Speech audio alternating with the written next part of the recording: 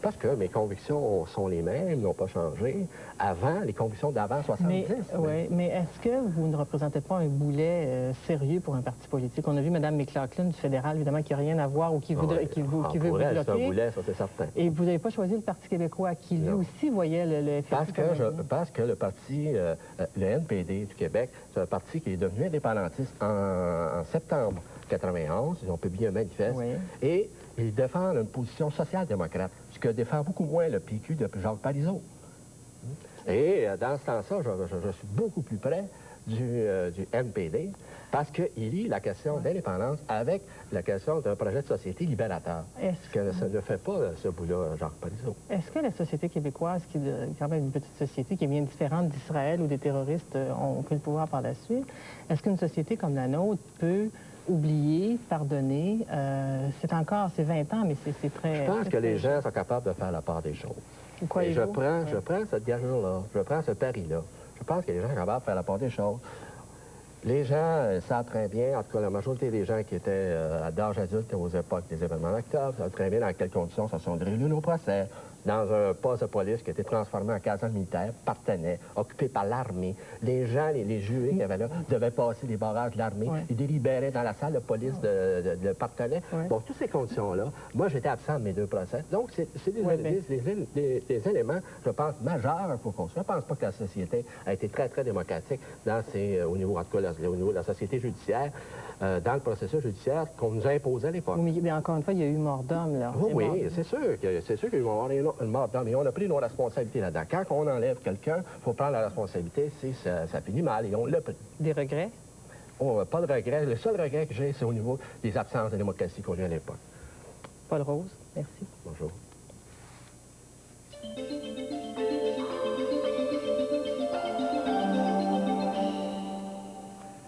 Voilà, c'est tout pour aujourd'hui dimanche, en ce 15 décembre 1991. Encore une fois, nous devions vous présenter une entrevue sur l'Union soviétique. Ce sera partie remise. Je vous donne rendez-vous la semaine prochaine. Écrivez-nous à Radio-Canada, 1400 boulevard René Lévesque Est, H2L 2M2. Bonne fin de journée à tous. Bonne semaine. Au revoir.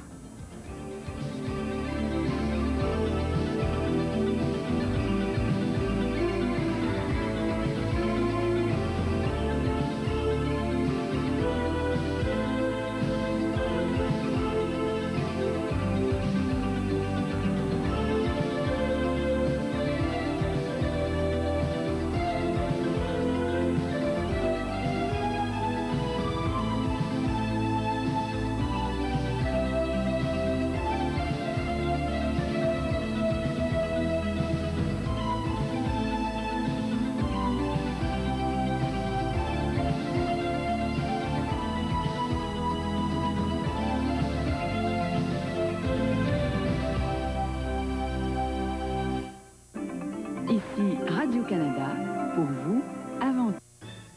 Un nouveau beau jeans libre dans la région.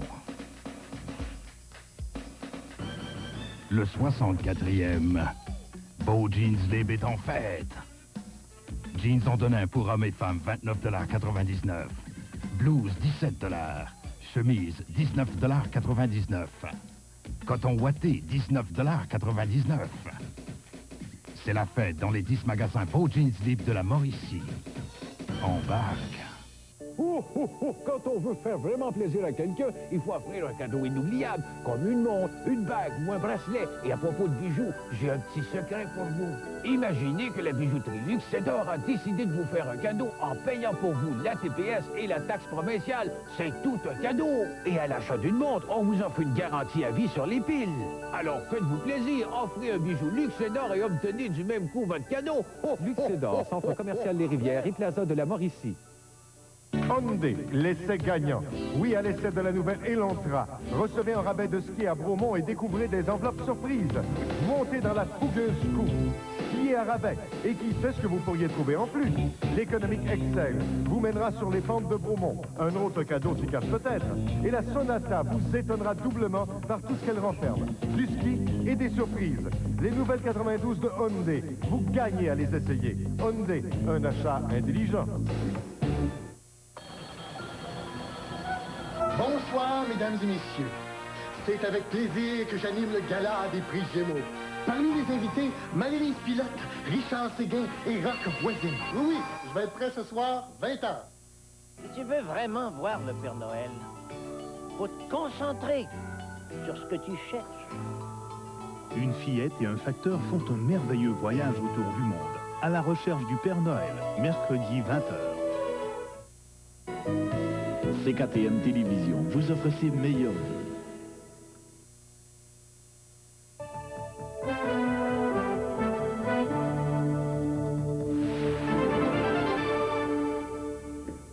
Bonjour, mesdames et messieurs. Un ferry égyptien a coulé pendant la nuit en mer Rouge et le bilan des disparus pourrait s'élever à plus de 400 personnes. Le ferry avait 650 passagers à bord et assurait la liaison entre l'Arabie saoudite et l'Égypte. Selon le Premier ministre égyptien, 200 personnes auraient déjà été secourues, mais on garde peu d'espoir pour les autres à cause du mauvais temps qui ne facilite pas les opérations de secours. Le ferry aurait heurté un récif de corail. Le secrétaire d'État américain James Baker est arrivé à Moscou. Il doit rencontrer le président soviétique Mikhail Gorbatchev et le président russe Boris Yeltsin. M. Baker cherche à s'assurer que l'arsenal nucléaire ne tombera pas en de mauvaises mains. Il rencontrera les leaders des 4 républiques où des armes nucléaires stratégiques sont entreposées. Selon des sources américaines, Baker proposerait d'aider à démanteler les installations nucléaires et on n'exclut pas la possibilité que les États-Unis offrent d'acheter l'arsenal soviétique. Le Conseil national du Parti québécois prend fin aujourd'hui à Québec. Hier, le chef péquiste Jacques Parizeau a tourné en dérision la campagne de peur menée contre la souveraineté du Québec. Et à l'émission Aujourd'hui dimanche, il est revenu sur la question des frontières du Québec indépendant en spécifiant qu'il n'y avait pas de place pour une modification des frontières. Sur le plan juridique et constitutionnel, s'il y a une chose qui est claire, c'est qu'on ne peut pas toucher aux frontières d'une province sans l'acceptation par la législature de cette province. Ce qui veut dire que jusqu'au jour de la souveraineté, c'est inconstitutionnel de toucher aux frontières de la province. Et que le lendemain de la souveraineté, c'est trop tard. C'est le droit international qui s'applique. La société pétrochimique Pétromonde Montréal affirme qu'elle va survivre. La compagnie a annoncé hier les détails d'un plan de refinancement de 80 millions. La compagnie demande aussi à ses employés d'accepter une réduction de salaire pendant 2 ans.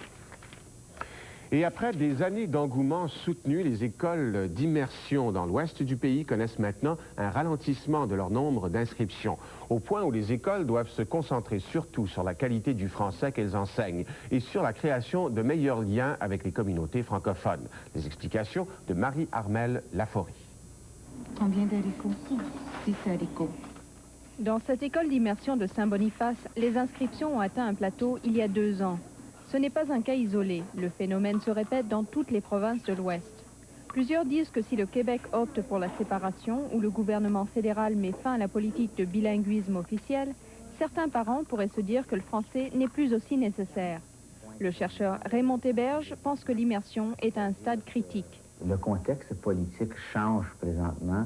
Est-ce que le bilinguisme sera toujours un atout dans un nouveau Canada? Ça, on n'en sait rien. L'immersion a connu un essor rapide pendant les années 80. Au Bureau de l'éducation française du Manitoba, on s'attendait à un ralentissement éventuel des inscriptions. Mais le freinage survient beaucoup plus tôt que prévu. En partie, on estime que le marché est saturé et que l'on a rejoint tous les élèves potentiels. Mais il y a aussi une perte de vitesse, car les pionniers de l'immersion ne sont plus aussi impliqués. Ces parents-là, maintenant, leurs enfants, ils ont fini avec, ils ont plus ou moins gradué du programme d'immersion.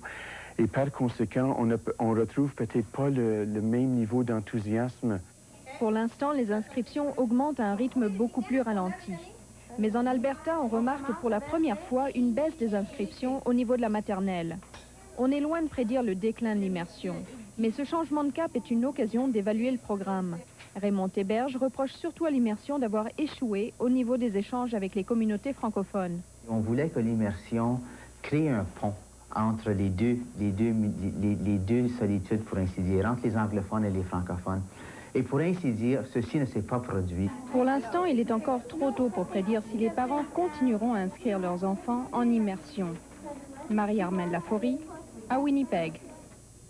Voilà, c'est tout pour l'instant. Merci d'avoir été des nôtres. Nos prochaines informations sont à 17h et la deuxième édition du Téléjournal aujourd'hui est à 18h. Bon après-midi, mesdames, messieurs.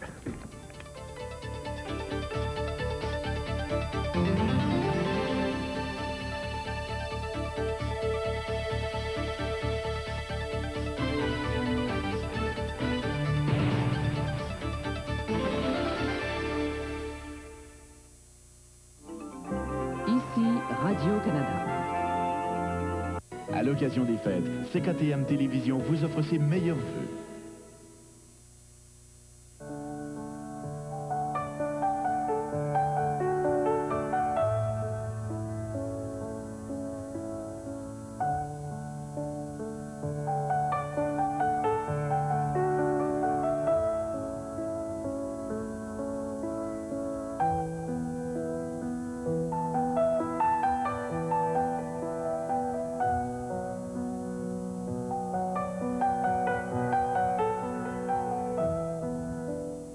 Aujourd'hui, à la semaine verte. Mauvaise récolte dans le nord de l'Alberta. Et devenir agriculteur dans l'Ouest, mission impossible. Bonjour Charles Dufresne. Bonjour. Alors, on se retrouve une fois encore en plein cœur des prairies, tout près de Regina, plus précisément près de la communauté de Montmartre. On voit les beaux élévateurs derrière nous. On se retrouve pour une deuxième émission, mais quelle sera la différence de son contenu par rapport à la première d'il y a 2 semaines? Si vous vous souvenez bien, Élise, la première émission était consacrée surtout à l'agribution, donc surtout à l'élevage. Cette fois-ci, nous parlerons principalement d'agriculture. Donc, vous irez sur des fermes. Exactement. On ira sur des fermes. Et dans un premier temps, nous ferons donc le bilan des récoltes et ensuite, nous irons visiter une famille typique des prairies. Ah bon, ben, ça semble très intéressant. Permettez-moi auparavant de m'entretenir avec le propriétaire de la ferme où nous nous trouvons, M. Hervé Lepage. Bonjour, M. Lepage. Bonjour. Dites-nous, M. Lepage, quelle est la superficie de votre ferme et quelles sont les cultures? Notre ferme se contient d'à peu près de 4000 acres.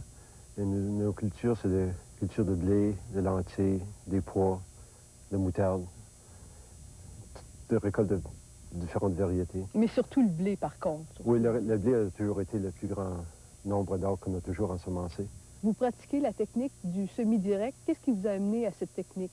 Bien, le système de semis direct, c'est un système où on a trouvé qu'on était conscient de vouloir faire la conservation des sols.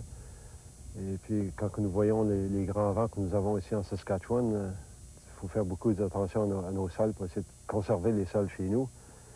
Et c'est pour ça que la première raison qu'on a commencé à vouloir regarder ce système. Et puis, depuis 1979 qu'on a commencé à ensemencer année après année. Et nous avons servi de différents systèmes. Et puis, nous avons découvert que notre terre est beaucoup plus maigre maintenant à ce temps-ci. Et puis, des recherches qu'ils ont faites dans l'an passé, c'est que au nombre d'années qu'on continue, la terre revient presque presque la terre qui n'a jamais été travaillée de plusieurs années. Ça se ressemble beaucoup comme la terre qui a toujours été en herbe. Et puis, nous trouvons que l'eau, la terre a pu absorber l'eau et la pluie beaucoup plus facile. Est-ce que vous voyez une différence dans les rendements aussi? Oui, ces dernières années, là, nous commençons à voir des rendements plus avantageux que quand on faisait un système conventionnel. Et êtes-vous le seul dans la région à utiliser cette nouvelle technique? Dans cette région aussi, presque, oui, de servir le système direct. Mais dans notre région, on est inclus dans le district numéro 6, où c'est que nous faisons des expériments et puis nous encourageons les gens d'ensemencer des petits acres pour voir pour eux, à voir comment le système peut travailler pour eux. Parce que c'est très important, parce qu'ici, dans les prairies, on perd encore plus de sol que dans l'Est, là, si on peut comparer. Oui, parce que dans les dernières années, le fait que les prix des grains sont baissés beaucoup, beaucoup des gens sont plus très intéressés d'essayer de différentes choses. Ça coûte plus cher, ça prend plus d'argent pour essayer d'expérimenter sur ces programmes-là. Mais c'est une chose que nous essayons d'éduquer les gens alentour. Ça va prendre plusieurs années avant que les gens voient que différents systèmes peuvent fonctionner. C'est intéressant. On vous retrouve un petit peu plus tard, puis on parle de la communauté de Montmartre. À tout de suite. OK, merci. Maintenant, Charles, nous allons voir les reportages que vous avez préparés avec vos collègues d'Edmonton et de Winnipeg. Mais pour débuter, là, où nous amenez-vous? Dans le nord d'Alberta, Élise, où là-bas, les fermiers y ont vraiment goûté. En plus d'avoir à subir la chute des prix du blé, les fermiers ont dû se battre contre la nature. Et dans bien des cas, il y a beaucoup de récoltes qui ont été entièrement perdues. Et comme vous allez le voir dans ce premier reportage, tout ça a laissé des cicatrices très profondes, autant sur la terre que dans les esprits. Le fermier dépend de la nature, de ses humeurs et de ses caprices.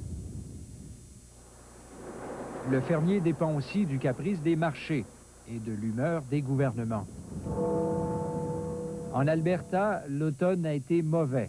Des milliers de fermiers ont manifesté leur mécontentement. Ils ont l'impression de tourner en rond. Le prix du grain et des céréales cette année est le même que celui des années 50. Les subsides des gouvernements sont insuffisants et ne représentent qu'une solution partielle à la crise.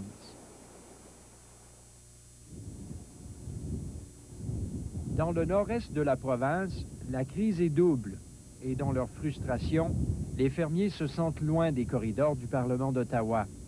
Léon Charbonneau a donc baptisé ses latrines « édifice à Parlement ». Je dirais dans l'aviron de Saint-Paul, Saint-Lina, c'est environ ici, là. Je dirais qu'il y a 80 à 85% des fermiers qui sont en état de perdre leur terre. Là. Selon Ottawa, c'est plutôt 25% des fermiers de la région de Saint-Paul qui sont au bord de la faillite. Guerre de chiffres, oui, mais tous s'entendent sur les raisons de la crise, la sécheresse. En plus des prix qui sont bas, les agriculteurs ont écopé d'une nature intransigeante. Dans le cas de Léon, toute la récolte a été perdue. Il a pris son tracteur et a simplement tout arraché. Sinon, notre récolte n'est pas bonne l'année prochaine, puis si les prix de notre produit ne changent pas, pas dans 2 ans, aujourd'hui, si nos prix ne commencent pas à changer, dans 2 ans d'ici, je ne serai pas ici. L'amour d'une ferme, c'est pas juste la ferme, le terrain. C'est tout le paquet complètement. C'est la senteur du grain, c'est la senteur des animaux. On voit notre ouvrage grossir. C'est travailler comme une union complètement. On se voit tous ensemble, qu'on travaille ensemble. La ferme Charbonneau est une affaire de famille qui a commencé en 1928. Plus de 60 ans de travail qui pourrait fort bien se terminer à l'Encan l'an prochain. Cette possibilité horrifie Léon. Nous avons voulu en parler avec lui, mais les émotions étaient trop fortes.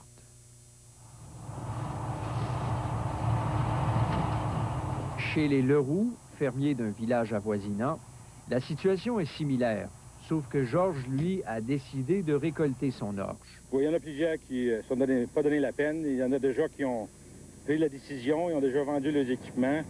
J'en suis certain qu'il y en a d'autres qui vont arrêter d'ici au printemps. Il va y avoir un gros pourcentage de fermiers qui vont reconsidérer très, très sérieusement de continuer.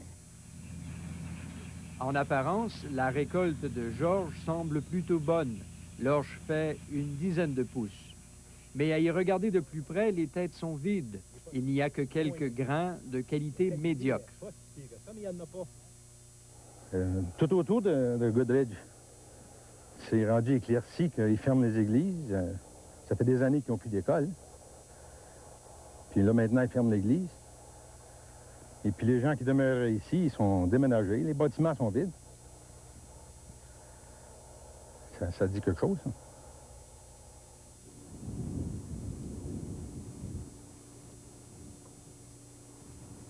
Toujours au nord, mais cette fois à l'ouest de la province, l'ironie est parfaite. Ce sont des pluies abondantes et continues qui ont paralysé les tracteurs. Les récoltes ont été noyées. On peut dire cette année que l'optimisme était en période de sécheresse à peu près partout dans le nord, sauf à l'Alberta Wheat Pool. C'est pas si pire. Les morales est bon, mais les fermiers ont tout le temps espérance. C'est que ce qu'on voit aujourd'hui, là, c'est pas fini. On espère toujours, parce que ça nous reste toujours dans le sang, mais on y a pensé sérieusement. La dernière fois, abandonner ça puis qu'on y est dans d'autres choses, mais on n'a pas la...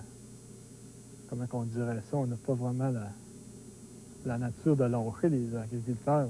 On tient toujours à essayer de continuer. Au retour de la pause, Charles, vous nous faites le bilan des récoltes en compagnie de 3 invités. Oui, bien, comme vous le savez, les récoltes varient d'une région à l'autre. Nous avons donc rencontré 3 agriculteurs, un de chaque province des Prairies.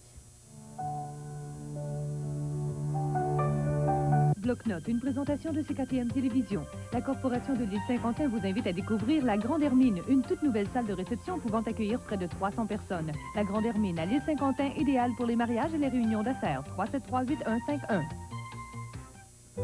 Grâce au mélangeur à main Brown, on peut battre, mélanger ou fouetter en 2 temps 3 mouvements. Et en ajoutant le mini-hachoir, on peut en faire encore plus. Le robot culinaire Brown peut tout faire. Il vous offre le plein contrôle pour des résultats parfaits. Pratique et polyvalent, il vous fait gagner du temps. Du plus simple au plus compliqué, confiez le travail à Brown, conçu pour mieux fonctionner. Cette année à Noël, le goût du jour, des cadeaux dernier cri, ce dont j'ai envie aujourd'hui. Le goût du jour, des services bien commodes et des endroits fameux pour fêter ensemble. Le goût du jour, une ambiance chaleureuse, un look complètement renouvelé. Le goût du jour, 95 commerces et boutiques pour les cadeaux de toute la famille. Le goût du jour, le nouveau Carrefour.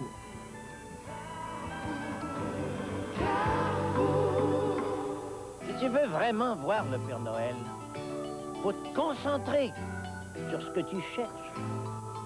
Une fillette et un facteur font un merveilleux voyage autour du monde, à la recherche du Père Noël, mercredi 20h.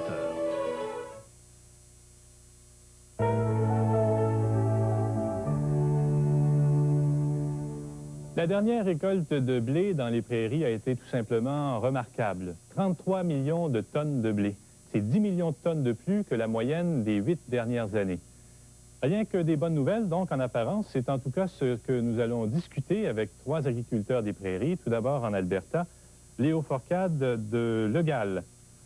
En Saskatchewan, il s'agit de Gérald Chevrier, du village de Gravelbourg. Et à Winnipeg, au Manitoba, nous retrouvons Claude Vermette, qui est du village d'Aubigny. Tout d'abord, Monsieur Vermette, est-ce que votre récolte à vous, votre récolte personnelle, était une récolte record cette année? Chez nous, ça n'a pas été une récolte record, ça a été une récolte moyenne. Bon, qu'est-ce qui a fait la différence entre une bonne récolte et une récolte exceptionnelle? Mais il y a eu un peu de maladie dans les céréales cette année, un peu trop d'humidité au mois de juillet, mais par contre, on avait besoin. Maintenant, Monsieur Forcade de Le Gall, parlez-nous un peu de votre saison. On a eu une année exceptionnelle. La température a été très bonne. Et puis, la qualité du blé, de l'orge et du canola là, est excellent. J'ai jamais vu une année avec si peu de maladies et puis de bonnes températures pour faire la récolte. À Gravelbourg, M. Chevrier, est-ce que vous avez des résultats comparables à ceux de vos confrères du Manitoba et de l'Alberta? Nous autres, ici, on a eu un petit peu trop de pluie. C'était bien trempe. Ça a commencé vraiment bien. La récolte avait l'air vraiment bien. Ça pourrait être un record. Puis tout d'un coup, ça n'arrêtait pas de mouiller. Puis on dirait que ça fait du tort. Surtout ici, pour moi-même. Au nord de nous autres, c'était justement un record pour les autres. Ils n'ont jamais eu mieux. Est-ce que vous avez du blé à l'extérieur? Est-ce que vous avez eu assez de blé pour être obligé d'en entreposer dehors? Non, j'avais assez de place. C'est juste bien fait. Toutes les graineries sont pleines jusqu'en l'air. Bon, M. Vermette, au Manitoba, vous avez dû en garder à l'extérieur pendant quelque temps, je pense. Pour quelque temps, mais avec le dernier quota, j'ai tout mon grain en entreposage.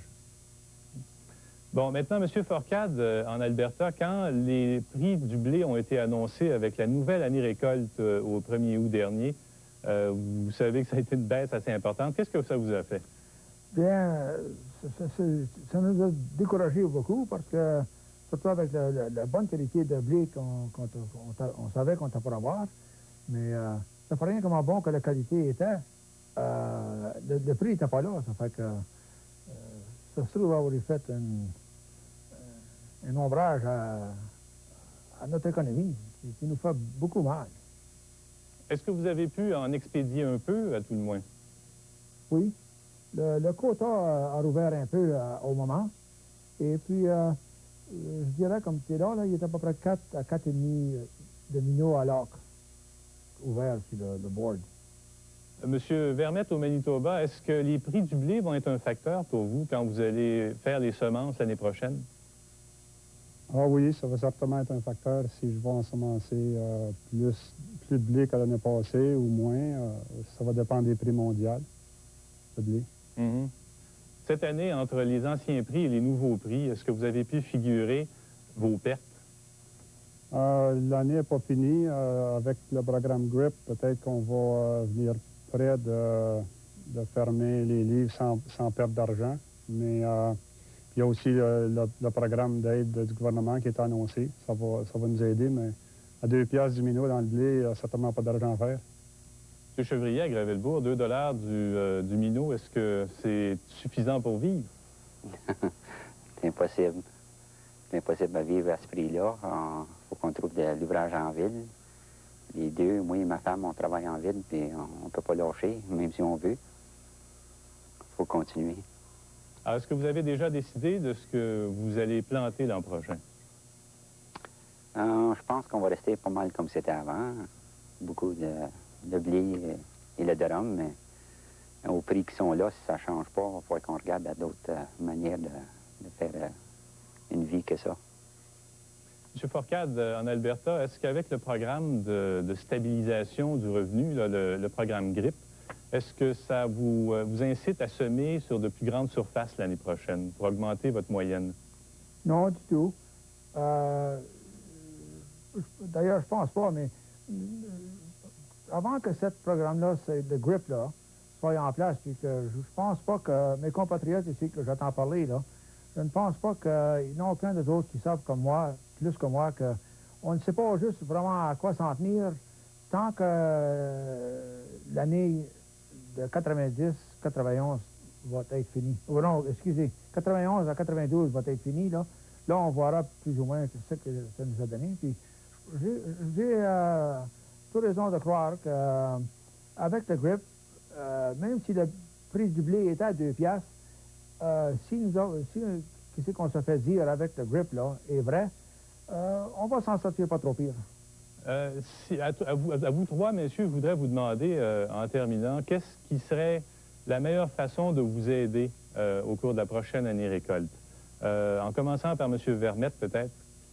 Bien, ça serait probablement d'être capable de tout expédier nos récoltes et puis nous donner un peu d'avance sur quelle sorte de prix qu'on va avoir dans l'année qui vient. C'est vraiment difficile de planifier d'ensemencer soit du blé, le canola, les pois ou qu'est-ce que ça voudra, parce que nous autres, on fait toutes sortes de récoltes. Si on n'a pas une idée, qu'est-ce que les prix vont être dans l'année qui vient? Monsieur Chevrier, à Gravelbourg, est-ce que vous aimeriez avoir un prix plus élevé à l'élévateur pour que ça règle les problèmes une fois pour toutes? Oui, garanti. Il faut qu'il remonte le prix parce que au prix qu'ils ont là aujourd'hui, on perd de l'argent à chaque out qu'on sème. Il faut qu'ils montent le prix premièrement, puis là, c'est à nous autres d'en produire suffisant pour qu'on peut faire une vie. Mm-hmm. Et M. Forcade, en Alberta, est-ce que les prix comme ça incitent quelqu'un à cultiver la terre? Non, du tout. À 2 piastres le minot, ça fait rien comme un minot qu'on a à l'acre. Ça nous coûte un peu plus d'opération. Et puis, ça fait rien comme un de minot à l'acre qu'on a. C'est encore... le prix le coûtement, c'est-à-dire à l'acre, que ça nous coûte pour les engrais, et puis tout. Enfin, il ne nous reste plus rien. Ça fait rien comment est-ce qu'on a. Il faut que le prix remonte, et puis il faut que GATT lâche, et puis que ça nous donne initiative de vouloir recommencer comme on avait coutume d'être. Et puis arrêter ça, ces subventions-là. Eh bien, messieurs, je vous remercie infiniment de votre participation et je vous souhaite à tous une bonne saison agricole l'année prochaine. Merci. Merci. Merci, Charles. Et en revenant de la pause, Charles, qu'est-ce que vous nous suggérez? Les difficultés d'acheter une ferme dans les prairies. Bijouterie H.P. Courteau de Cap-de-la-Madeleine. Un univers de rêve, de fantaisie et de beauté. Bijouterie H.P. Courteau. De tout pour vous séduire. Bagues à diamants ou serties de pierres naturelles. Colliers de perles, bagues et boucles d'oreilles. Montres de style classique ou dernier cri. Bibelots en cristal et d'irrésistibles idées cadeaux. Bijouterie H.P. Courteau. Tradition et qualité. Depuis 30 ans à votre service. 294 boulevard Sainte-Madeleine, Cap-de-la-Madeleine. Chrysler vous fait une offre cadeau qui vous emballera. Un taux de financement de 3,9% ou une remise de 1 250 $ sur les Côtes 100 et Côtes 200 1992 et sur les Sundance et Shadow 1992. Cette offre se termine le 31 décembre. L'aînée de la semaine est Madame Germaine Ferron de Yamachiche. Âgée de 80 ans, elle est encore impliquée dans une foule d'activités bénévoles, Aféas, Fille d'Isabelle et autres. La famille compte beaucoup pour elle et elle a bien hâte de retrouver autour de sa table à Noël ses 4 enfants et ses nombreux petits et arrière-petits-enfants.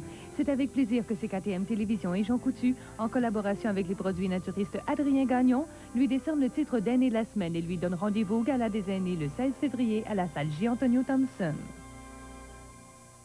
Il n'y a pas de meilleur temps pour stimuler l'imagination des enfants et pour tout le monde, c'est l'occasion de rêver. Cette semaine, à Vie de famille, Pauline Martin et Olivette Thibault nous disent comment ils entretiennent chez elles la magie de Noël.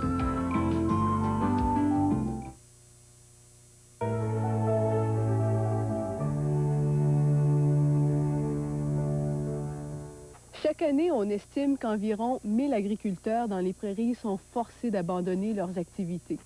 Vous, Charles, vous êtes ici dans les prairies depuis environ 4 ans. Avez-vous jamais pensé à devenir agriculteur? Non, pas vraiment, parce que je n'ai pas l'âme d'un producteur agricole. Je n'ai pas, comme on dit, les pouces verts. Mais surtout, je n'ai pas de parenté dans les prairies. Et c'est important d'avoir des parents pour...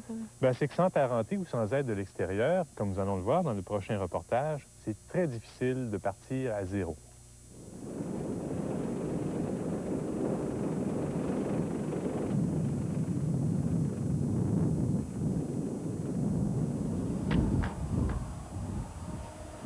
L'horizon libre de gratte-ciel, des champs de blé qui ondulent sous les caresses du vent, ce doux murmure qui ne s'arrête jamais, et l'odeur de la terre labourée. Quel délice! Et en plus, pas de carte à pointer à 8 heures le matin, pas de patron grognon à supporter. Vraiment, l'agriculture, c'est le paradis sur terre. C'est là que je veux travailler. La première chose qu'il me faut pour me lancer en agriculture, c'est du terrain. J'ai donc acheté une section de terre, 640 acres, l'équivalent d'1 000 par 1 000. Les agriculteurs autour m'ont dit que c'est à peu près ce qu'il faut aujourd'hui pour faire vivre une famille. Mais ma terre, à elle seule, me coûte 400 000 $. C'est bien beau, mais maintenant que j'ai ma terre, il me faut de la machinerie agricole. Ah ben, c'est un beau petit tracteur, ça? Ah oui, c'est un beau tracteur, seulement qu'il est beaucoup trop petit pour cultiver. Qu'est-ce que tu veux cultiver? Une section ou mélange de terre. Ça te prend un tracteur comme ça. Ah oui? C'est gros Oui. que ça? Oui. Pourquoi? Parce que le terrain, la saison est courte, puis le terrain est pesant à cultiver, ça prend assez de force, oui. Combien ça coûte? Environ 175 000, ça dépend des options. Oh là là! Ce n'est pas tout, il me faut encore un cultivateur pour travailler la terre. 28 000 $. Un semoir pour mettre mon grain en terre. 85 000 $. Une herse pour enfouir mes semences, 20 000 $. Une faucheuse pour couper les gerbes, 54 000 $. Bon, ça, c'est la moissonneuse. Oui, c'est la moissonneuse, ça. Qu'est-ce qu'il y a, là? Qu'est-ce que ça inclut? Ça inclut l'air conditionné, ça inclut la chaufferette, ça inclut le radio, les options, presque tout que tu peux avoir là-dedans. Et pourquoi j'ai besoin d'une si grosse machine que ça? Parce que sortir la récolte, ça prend assez de temps, puis marcher 14-15 heures par jour, ça prend ça. Oui. Combien ça coûte? Environ 175 000 $. En plus, un camion à grains pour transporter ma récolte, 40 000 $. Il me faut aussi 5 graineries pour entreposer mon grain, 25 000 $. Plus une sécheuse, 50 000 $. L'édition, s'il vous plaît. J'ai ma terre, j'ai ma machinerie agricole. Ce qui me reste à acheter maintenant, c'est des semences. Bon, bien, je viens de m'acheter une section de terre et là, j'ai besoin de semences. Qu'est-ce que vous me recommandez de semer l'année prochaine? Je vous recommanderais un mix de 25 de récolte spéciale qui inclurait soit des pois, des lentilles, des haricots, du colza ou des tournesols. 25 de l'ancrage, soit à moitié de ce 25 %-là, 80 acres d'orge de brasserie, 80 acres d'orge pour alimentation animale. L'autre demi-section, de 320 acres, de blé dur. Et combien ça me coûterait en semences? Ça vous coûterait approximativement 5 000 pour les semences, puis environ un autre 1 000 pour les traitements des semences. Et ce n'est pas tout. Je devrais fertiliser mes terres avec de l'engrais et acheter de l'herbicide pour être certaine que les mauvaises herbes n'étoufferont pas mes récoltes. Un autre 22 000 $. À cela, il faut ajouter l'essence, 10 000 $, l'assurance récolte, 6 000 $, les taxes, 3 000 $, et enfin la dépréciation de mes machines, 16 000 $. Le total de mes coûts d'opération, 63 000 $. Mes revenus maintenant. Une demi-section de blé va me rapporter 18 000 $. Un quart de section d'orge, 14 000 $.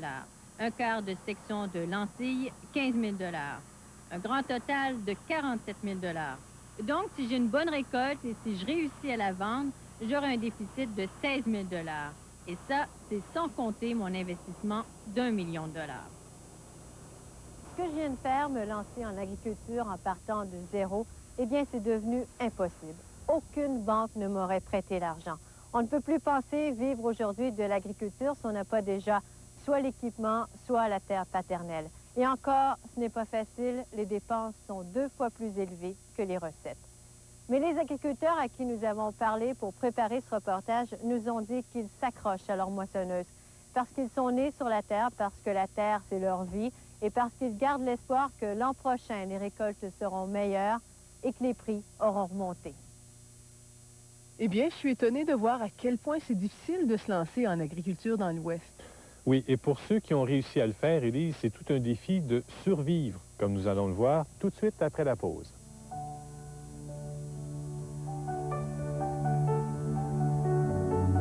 Tu veux travailler? La bureautique t'intéresse? L'École commerciale du Cap t'assure une formation d'avant-garde dans les programmes de diplôme et de certificat d'études collégiales en technique de bureau. Ce collège offre aux adultes un programme de réintégration au travail vraiment efficace et il se distingue par la compétence et la disponibilité de ses enseignants ainsi que par ses 3 laboratoires de bureautique ultramodernes. Depuis 40 ans, les employeurs choisissent les finissants de ce collège pour leurs compétences exceptionnelles. Tu vises l'excellence? Inscris-toi à l'École commerciale du Cap. Les maîtres en bureautique. Bijouterie H.P. Courtauld de Cap-de-la-Madeleine. Un univers de rêve, de fantaisie et de beauté. Bijouterie H.P. Courtauld, de tout pour vous séduire. Bagues à diamants ou serties de pierres naturelles. Colliers de perles, bagues et boucles d'oreilles. Montres de style classique ou dernier cri. Bibelots en cristal et d'irrésistibles idées cadeaux. Bijouterie H.P. Courtauld, tradition et qualité. Depuis 30 ans à votre service, 294 boulevard Sainte-Madeleine, Cap-de-la-Madeleine. Cette semaine, Jean Coutu vous offre des idées cadeaux à petit prix, une avalanche d'aubaine juste avant Noël. Coffret cadeau de Coty, choix de 3 fragrances, nuances, émeraude ou léman, prix choc Jean Coutu, 9,99. Cerise au marasquin launay, boîte de 300 grammes, 3,39 ou 2,89 avec le coupon de la circulaire. Chips Jean Coutu, sac de 200 grammes, 69 cents. Les prix choc de Jean Coutu, une tradition de bas prix pour les fêtes. Profitez-en. Chez Jean Coutu, on trouve de tout, même l'année. Grille jumelée, tête pivotante, le révolutionnaire Flex Control de Brown. Vous venez de vous raser? Oui. Quand? Ce matin. Voici le premier rasoir à grille jumelée et tête pivotante. Vous l'essayez? Pourquoi pas? Sa tête pivotante suit le contour du visage en se réglant à l'angle idéal. Il rase en douceur et de très près. Brown Flex Control, le premier rasoir à grille jumelée et tête pivotante au monde.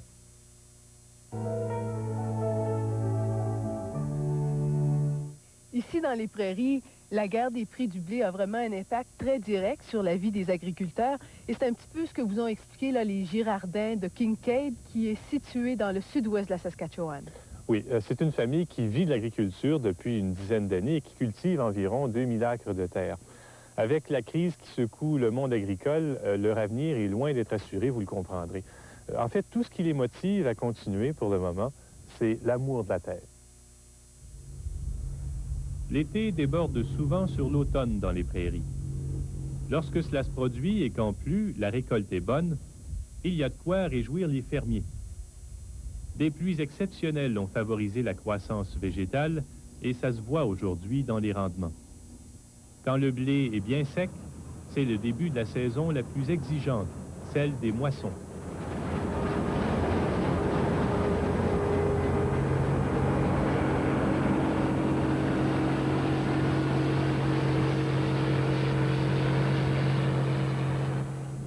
Normand Girardin fait les moissons depuis déjà une semaine. Jusqu'ici, le beau temps l'a favorisé et la moissonneuse-batteuse, la combine, comme on dit ici, n'a pas eu d'ennui mécanique. Les heures sont longues, mais il est fier de sa récolte. Le rendement est beau, le blé est beau. Quand tu parles des rendements au-dessus de 50 minutes de l'ocre, ça fait proche de 1000 ocres qu'on fait, là. On parle d'au-dessus de 50. C'est beau, c'est vraiment beau. Il n'y a pas d'autre question, c'est beau. C'est une récolte. On parlait à M. Aristide Fournier ici, puis il disait que c'était un homme de 88 ans. Il n'a jamais vu ça.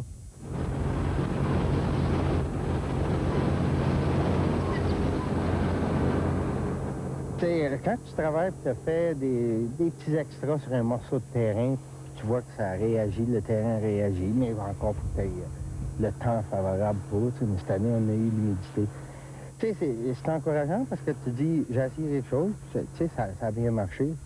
Ça fait que, à moi du terrain, il faut qu'il neige. Certains, je pense pas que c'est...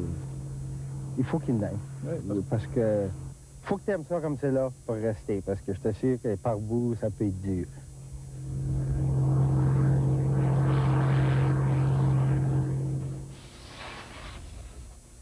Jour après jour, tant que la météo le permet, l'horaire est toujours bien rempli. Bon, on se lève vers 6h, 6h30 le matin. Bon, puis tu déjeunes. Pas le temps que tu es graissé ici ça le matin ou quelque chose. Tu recommences, dépendant, comme c'est là, il y avait une grosse brume ce matin, mais les temps normaux, je sais pas, on commence vers 8h, puis ça commence le combinage. L'équipement appartient à son cousin, Paul Lacasse. Il prête sa moissonneuse à Normand Girardin, qui, en échange, aide Paul à faire ses récoltes. Une entente qui traduit bien l'esprit d'entraide dans les prairies. Oui, avec Paul, ça fait sa deuxième année pleine qu'on travaille ensemble. On avait fait, il y a 3 ans, un peu ensemble pour finir. Paul était venu m'aider à finir, puis j'avais retourné l'aider. Après ça, on a fait une entente pour le combinaire, on combine ensemble, puis vraiment, ça marche vraiment bien, tu sais. Les terres des prairies sont divisées en carreaux de 160 acres chacun. Chaque carreau mesure 1/4 de mille de côté. Ensemble, Paul et Normand possèdent presque 40 carreaux, dont la moitié sont en culture.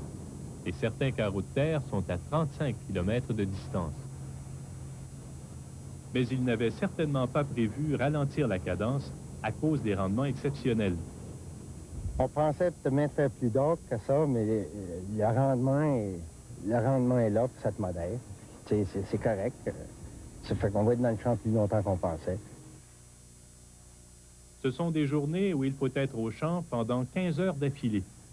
Pour tromper la fatigue, les deux fermiers s'échangent le volant de façon régulière. À la longue, les fausses manœuvres sont inévitables. Cette fois-ci, l'œil électronique qui ajuste automatiquement la hauteur de la faux a eu une défaillance. Il faut changer quelques dents d'acier qui ont mordu dans la terre. Le travail est simple, mais ils devront quand même rattraper le temps perdu en soirée.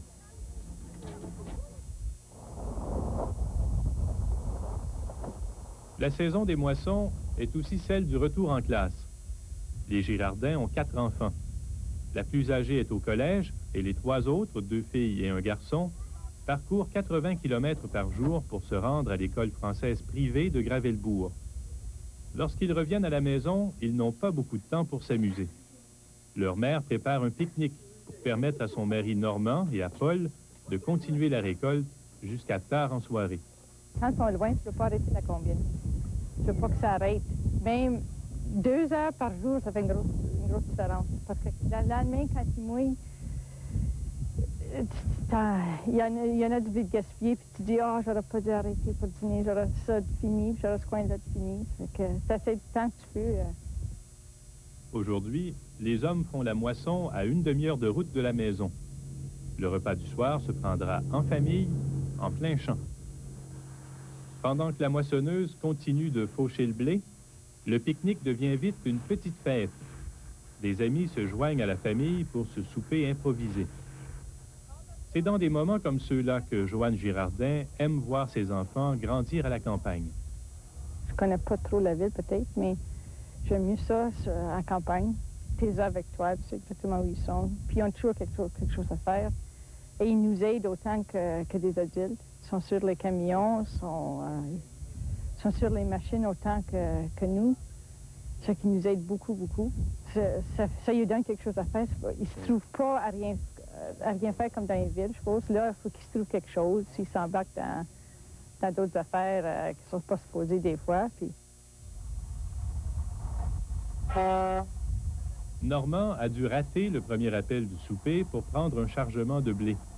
Il a maintenant 15 minutes pour manger un peu et discuter avec les siens, avant que le réservoir à grains de la moissonneuse soit à nouveau plein. Aussitôt que le bras verseur est étendu, c'est le signal. Pour Normand, le souper est terminé. C'est le temps de se lancer à la poursuite de la moissonneuse.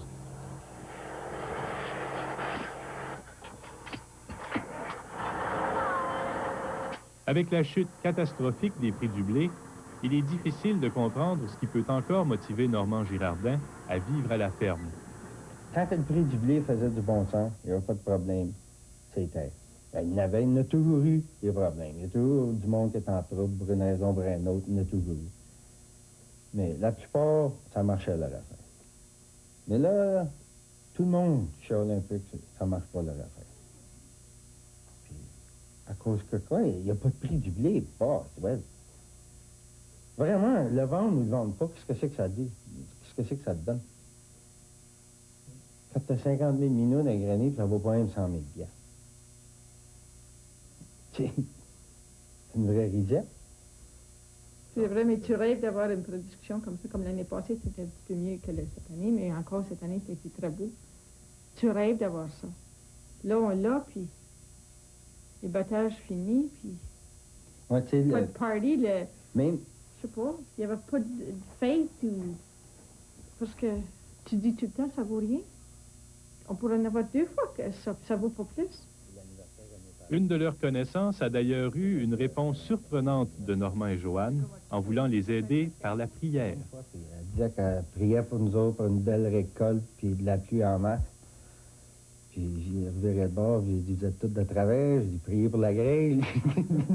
Pendant qu'il n'y a pas de Dieu. Elle n'en revenait pas, elle dit, je vais tout bouleverser le bon Dieu si je demande pour la grêle. Je prie pour la pluie.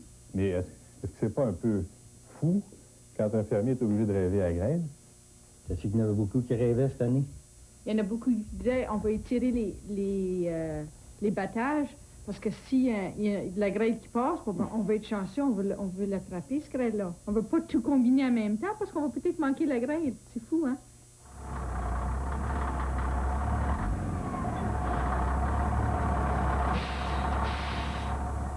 On perd beaucoup de jeunes fermiers, puis quand tu prends en moyenne, tu prends juste dans l'environnement, l'entour d'ici, les jeunes fermiers en bas de 30 ans, je pense que tu peux compter sur une main.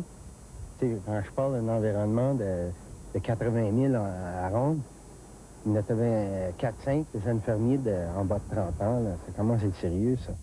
Ils disent que la moyenne est en autour de 58 ans des fermiers. Là, en 10 ans d'ici, ça fait 68. Je sais pas. Est-ce qu'il y a plus de jeunes qui commencent? Tu C'est triste parce que les voisins sont plus loin à loin, puis quand tu parles de ton voisin qui est à 3-4 000, tu sais, ça fait loin.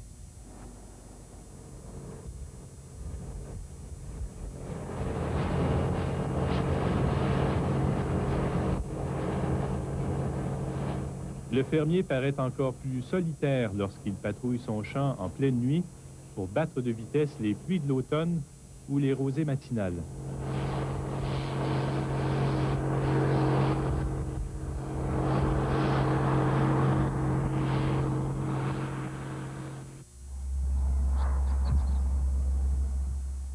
On se croirait encore en été, mais c'est pourtant la mi-octobre, un de ces matins doux comme on en voit parfois dans les prairies.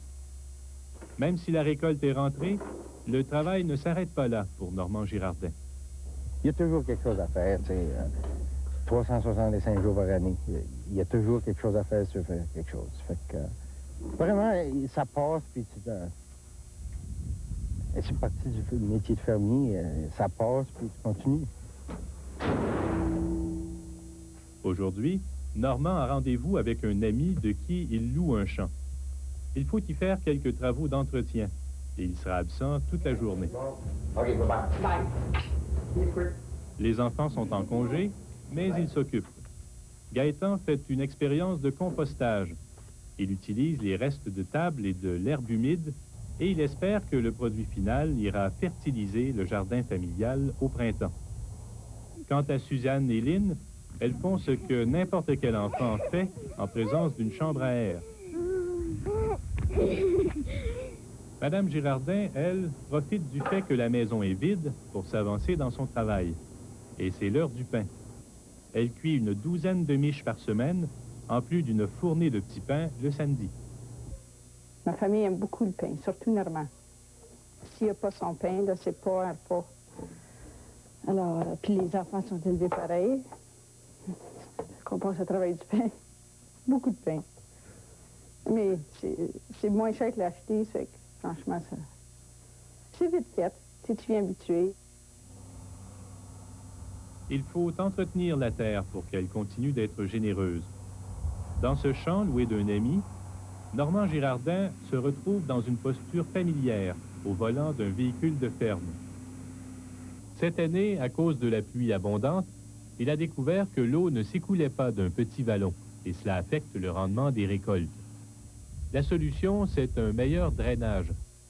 Le propriétaire du champ, René Couture, aide Normand à mesurer l'état des travaux. 5,6! C'est un travail de précision qui fait penser au chantier de la voirie publique. Il faut enlever 30 cm de terre sur une distance de 50 mètres. Et l'échéancier, c'est le beau temps. Il faut creuser tant que les conditions météorologiques le permettent.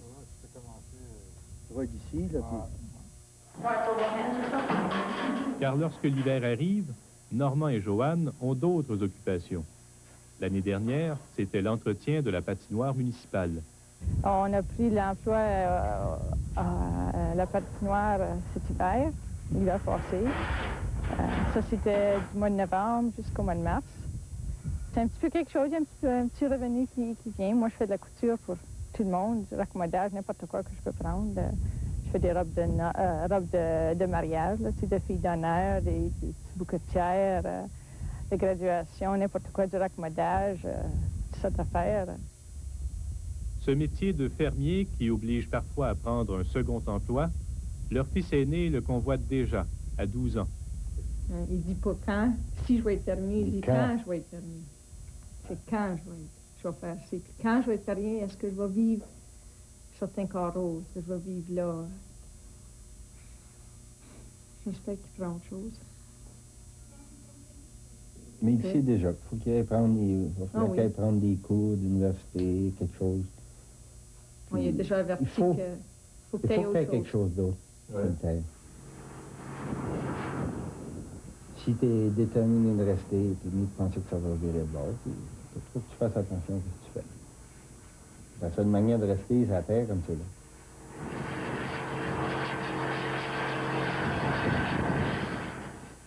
Monsieur Lepage, j'aimerais qu'on prenne quelques instants pour parler de la communauté de Montmartre. Par exemple, on peut voir qu'il y a 2 élévateurs dans le village.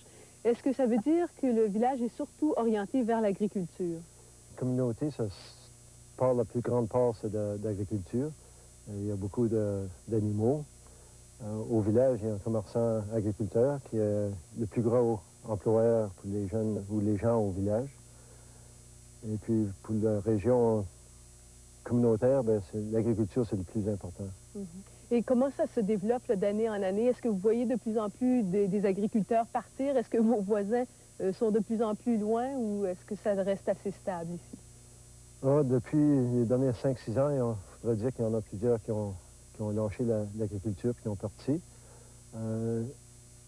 Pour la plupart de les fermes, il n'y a pas eu beaucoup de progrès à se faire pour la part de faire des plus grandes fermes, parce que l'économie n'est pas là, puis il n'y a pas de retour pour faire ces choses-là. Mais la plus grosse chose qui est arrivée dans les derniers 5 ans, on pourrait dire que la plupart de toutes les épouses ont tous trouvé des emplois dans des villages voisins. Et puis même, il y a beaucoup de fermiers qui, même qu'eux-mêmes, tous les deux, doivent travailler en dehors de la ferme pour faire des choses économiques.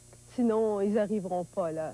Non, sans ces emplois-là, il n'y aura pas moyen de faire d'agriculture. Quand les 2 conjoints sont obligés de travailler et qu'ils doivent revenir à la maison et recommencer pour faire les travaux de la ferme, est-ce que ça vaut vraiment la peine de continuer? Je suis certain que cette question doit passer sur le conscience, que doivent se demander si ça vaut la peine d'essayer de continuer. Je crois bien que d'être agriculteur sur la ferme, on a toujours l'espoir que les choses vont retourner puis qu'on va pouvoir recontinuer puis se réétablir. Mais on est rendu à un point très grave à ce point-ci. D'ici ce printemps, je crois qu'il va se développer sur l'agriculture. Et vous, comment voyez-vous votre avenir? Est-ce que vous pensez que vous serez encore là dans quelques années? Pensez-vous continuer? Bien, pour nous-mêmes, on espère que qu'on va pouvoir continuer, mais on va essayer de faire de la production de différentes récoltes. Il va falloir faire des plans définitifs de faire des choses différentes pour essayer de produire à un point économique qu'on va pouvoir continuer à faire de l'agriculture. Est-ce que vous devez travailler? Est-ce que les 2 conjoints dans votre famille doivent travailler? À ce moment, mon épouse a commencé à travailler en dehors. Je crois bien que j'ai des enfants qui vont commencer l'université l'année prochaine et puis ça va coûter beaucoup plus cher. C'est difficile dans votre cas, là, parce que vous avez quand même 5 enfants. Oui, on voit on arrive à un point qu'il n'y a plus assez d'argent pour rendre les 2 bouts. Ça fait que, et puis surtout on espère que nos enfants vont continuer dans l'éducation. Et puis ça va coûter beaucoup plus cher pour se rendre à ce point-là.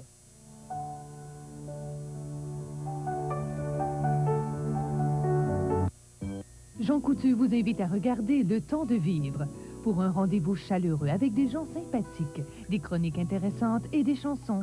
Voyez l'émission Le Temps de vivre avec Jacques Boulanger tous les mercredis à 14h30 à CKTM Télévision.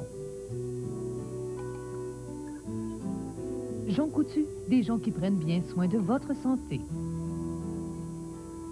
Jean Coutu, là où on trouve de tout, même un ami.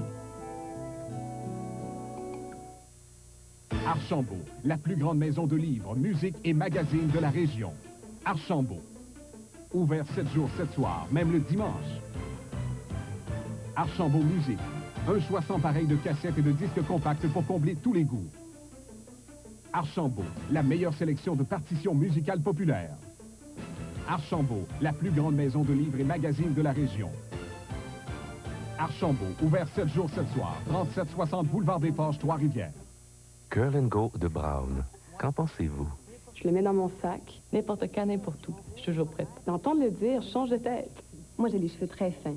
On dirait que ça m'en donne plus. Ça donne du corps, du volume. Et puis, ça chauffe vite. Mon Curl & Go, je pourrais pas m'en passer. C'est mon petit secret de beauté. Pour moi, c'est bien simple. Mon style, c'est mes cheveux. Moi, quand mes cheveux sont beaux, je me sens toute belle. C'est indispensable. De belles femmes, tout comme vous, comptent sur Curl & Go. C'est la beauté de Brown. Il t'en faut un, puis ça presse.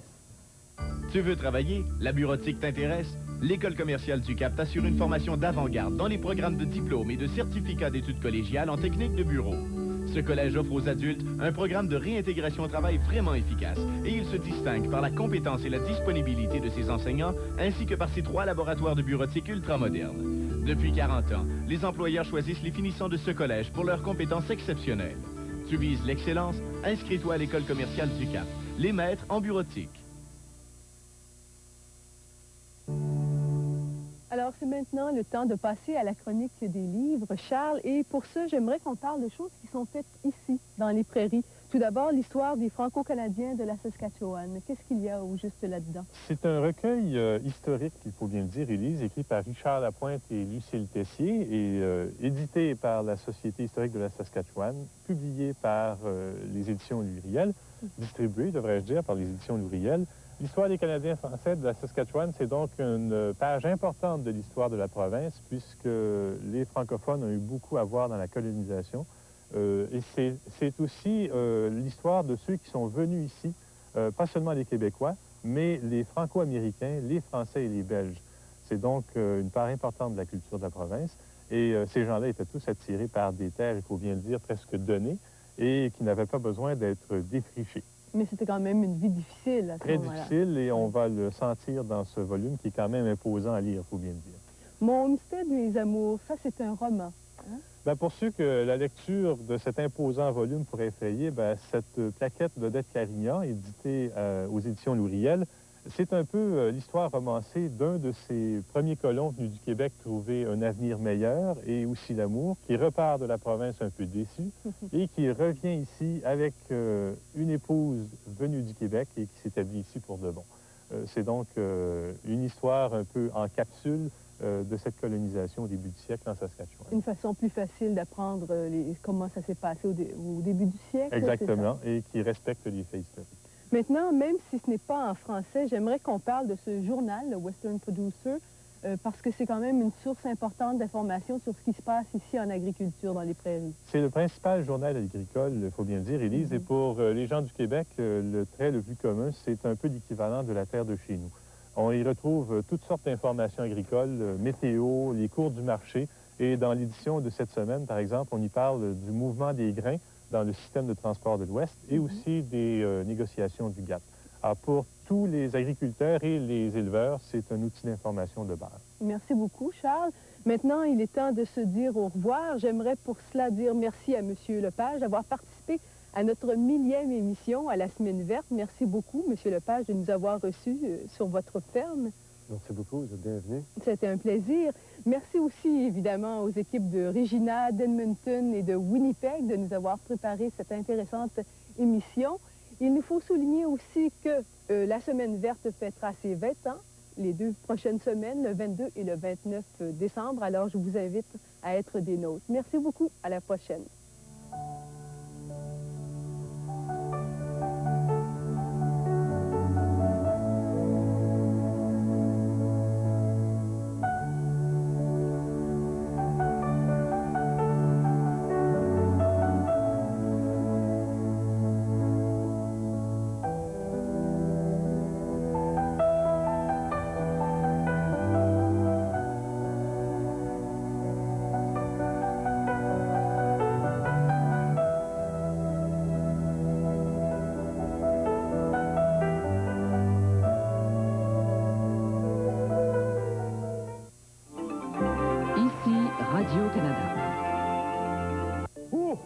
Quand on veut faire vraiment plaisir à quelqu'un, il faut offrir un cadeau inoubliable, comme une montre, une bague ou un bracelet. Et à propos de bijoux, j'ai un petit secret pour vous. Imaginez que la bijouterie Luxedor a décidé de vous faire un cadeau en payant pour vous la TPS et la taxe provinciale. C'est tout un cadeau. Et à l'achat d'une montre, on vous offre une garantie à vie sur les piles.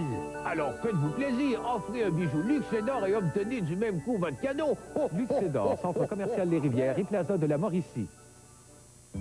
Chrysler vous fait une offre cadeau qui vous emballera. Une remise de 1 250 $ ou un taux de financement du fabricant sur les Colt 100 et Colt 200 1980.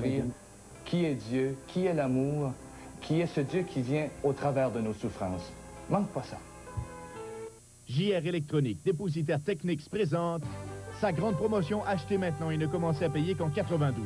Et par la suite, profitez d'un plan de financement de 12 versements sans intérêt.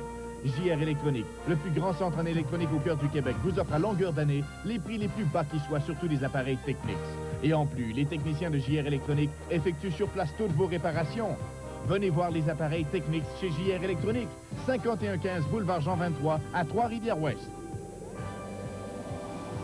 Le Centre Les Rivières, c'est toute la magie des Noëls d'antan. Utilisez votre livret de coupons rabais et réalisez de super économies en magasinant chez les marchands participants. De plus, courez la chance de gagner un voyage à Cuba. Cette année, vivez un Noël d'antan, un Noël signé Les Rivières.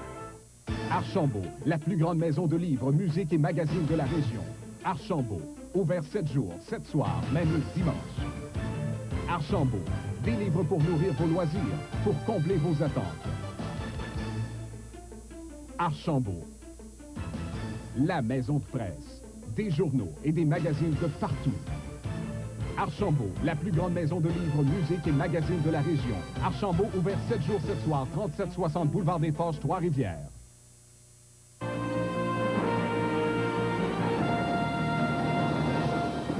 Mais là, présentement, je suis dans un vol qui va de Jakarta à Singapour. Ce soir, je devrais arriver à Kuching, à Bornéo. Vous vous rappelez peut-être que la semaine dernière, Marie-Claude était en relâche. Eh bien, elle en a profité pour se rendre très loin, au fond de la forêt tropicale. Elle a quitté l'Indonésie pour la Malaisie via Singapour. Elle est au nord de l'île de Bornéo, dans la région du Sarawak, qui appartient à la Malaisie. De Kuching, elle s'enfonce dans la jungle à la rencontre de tribus isolées, mais surtout à la rencontre d'une forêt décimée par la copa blanc. C'est un deuxième sujet cette semaine, éligible au prix de l'environnement qui est offert par l'ACDI.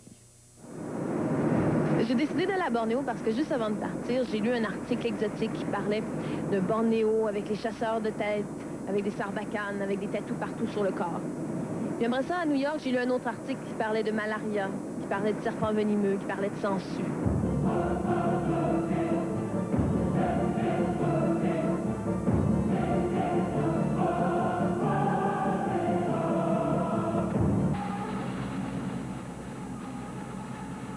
L'histoire commence à Kuching, capitale du Sarawak, province de la Malaisie sur l'île de Bornéo.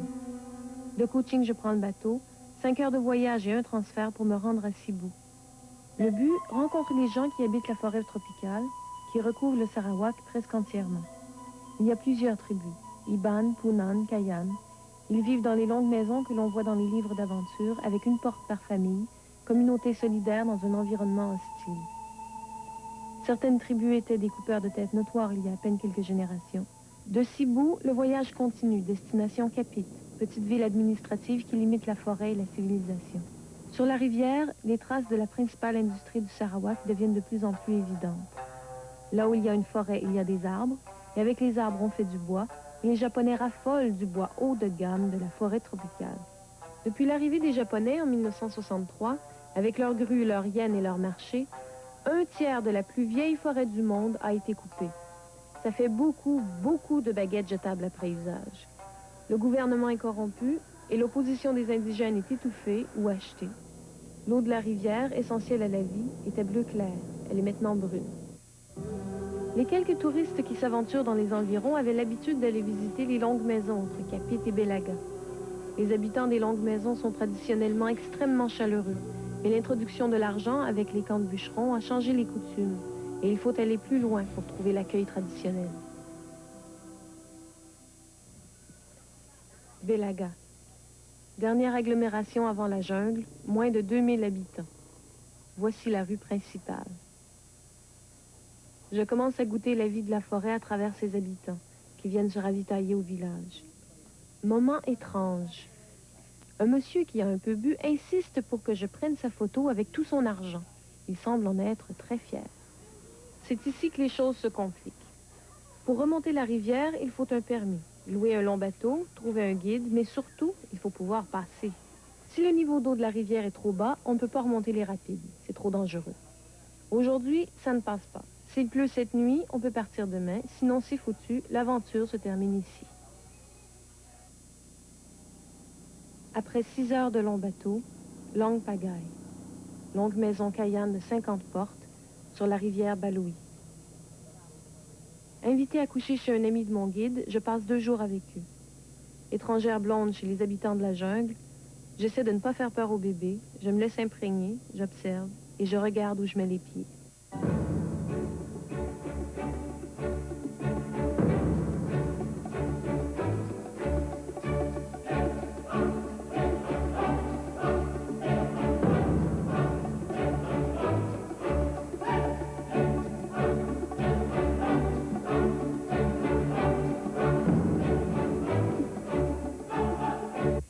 Les Cayennes chassent toujours, mais il faut aller très loin pour trouver le gibier, repoussé par le déboisement.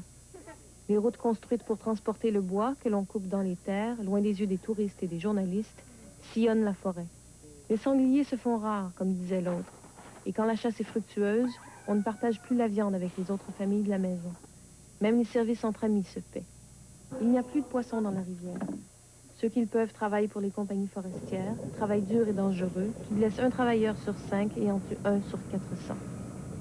Pendant ce temps, le gouvernement et ses amis accumulent les hyènes, assez pour faire construire un superbe musée qui contient une authentique réplique d'une longue maison typique. Au rythme de déboisement actuel, les experts prévoient qu'il n'y aura plus de forêt au Sarawak d'ici 5 ou 10 ans.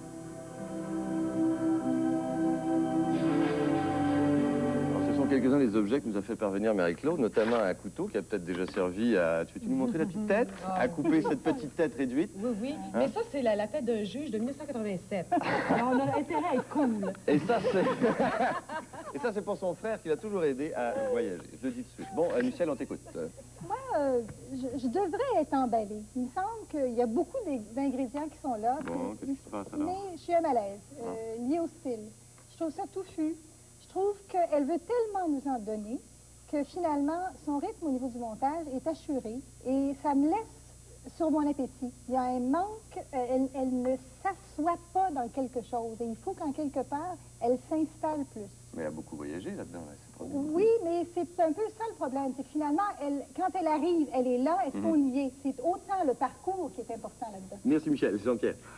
Je pense que c'est une semaine désespérante pour Marie-Claude. C'est qu'elle a une semaine de relâche. Elle dit, je vais aller au fond de la forêt rencontrer les terrifiants Cayennes. Elle les rencontre, mais ils ne sont pas du tout terrifiants. Et là, elle est obligée de ramasser les choses. Elle fabrique. En fait, c'est des moments épars sous forme d'un carnet de voyage qui nous fait prendre conscience d'une situation, mais elle est déçue par rapport à ce qu'elle a trouvé. Daniel? Oui, je trouve qu'effectivement, il y a quelque chose d'anecdotique là-dedans. Et lorsqu'elle parle des fameuses grandes maisons de 50 familles, j'aurais aimé, peut-être qu'elle ne pouvait pas les filmer, ou je sais pas, on n'est pas entré à l'intérieur. Par contre, elle a encore des qualités de précision, de clarté. Ouais. Géographiquement, elle nous situe bien. Elle a encore des qualités évidentes. Et alors, combien, Daniel? Moi, je lui donne 15. 15. Michel? Moi, je lui donne que 14. Bon, ben... Moi, je lui donne 16 pour l'effort d'être allé au bout du monde comme ça et d'avoir malgré tout réussi à nous montrer Sarawak. Tu juges la candidate. 45 pour remonter la rivière brune de Marie-Claude Harvey. Compatriotes, croyez-moi, le vent turc est aussi glacial que le nôtre. Jennifer a quitté le Caire en Égypte pour se rendre jusqu'à Istanbul, en Turquie. 12 heures d'autobus plus tard, elle se retrouve dans l'un des sites du patrimoine mondial, le parc national de Gorem et les sites rupestres de Cappadoce. Première impression de la Turquie, ce n'est pas un endroit pour les femmes seules. Hallucinant de constater combien les hommes sont obsédés. Les mauvaises langues diront que c'est pas qu'en Turquie, mais enfin. Deuxième impression, oui, c'est extraordinaire, c'est légendaire, il n'y a pas de touristes à cette époque-ci de l'année, pardon, et les gens sont très chaleureux. Son sujet se regarde et s'écoute comme un conte, il est dédié à sa mère. Chers amis, bonjour. Et croyez-moi, il fait froid en Urgulup, au cœur de la vallée des Pigeons. Mais là n'est pas la question, je suis ici pour vous parler du patrimoine mondial. Ce club sélect qui, au nom de leur valeur historique, rassemble villes, monuments et sites archéologiques. Et si la région de Gorem fait partie de ce club, c'est d'après moi beaucoup plus pour son pouvoir évocateur et imaginatif que pour toute autre raison. Moi, je trouve ça important d'avoir mes deux parents parce que je sais pas ce que je fais sur mes deux parents.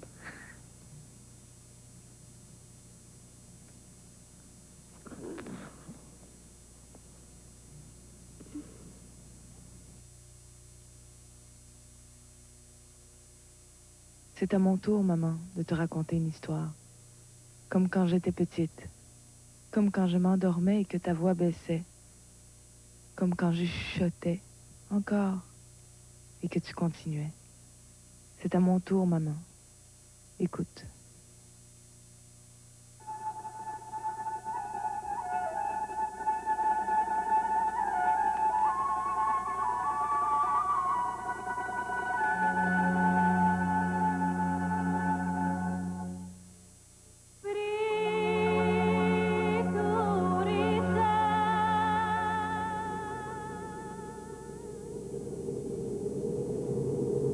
Pas un son, pas un cri dans le silence de zèle. Les druides se cachent. Le sultan dort. C'est le gardien de Zelve qui a jeté un sort. On l'appelle Bacharan. Il vit dans le rocher.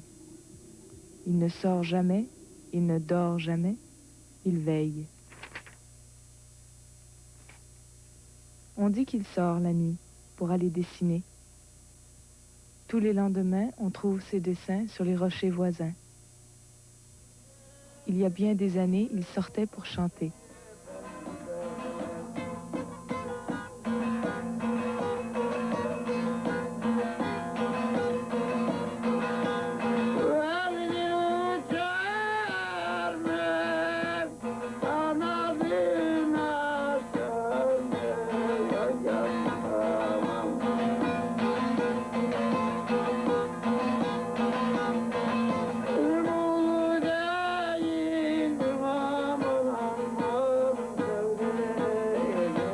Dès la première note, le village s'éveillait.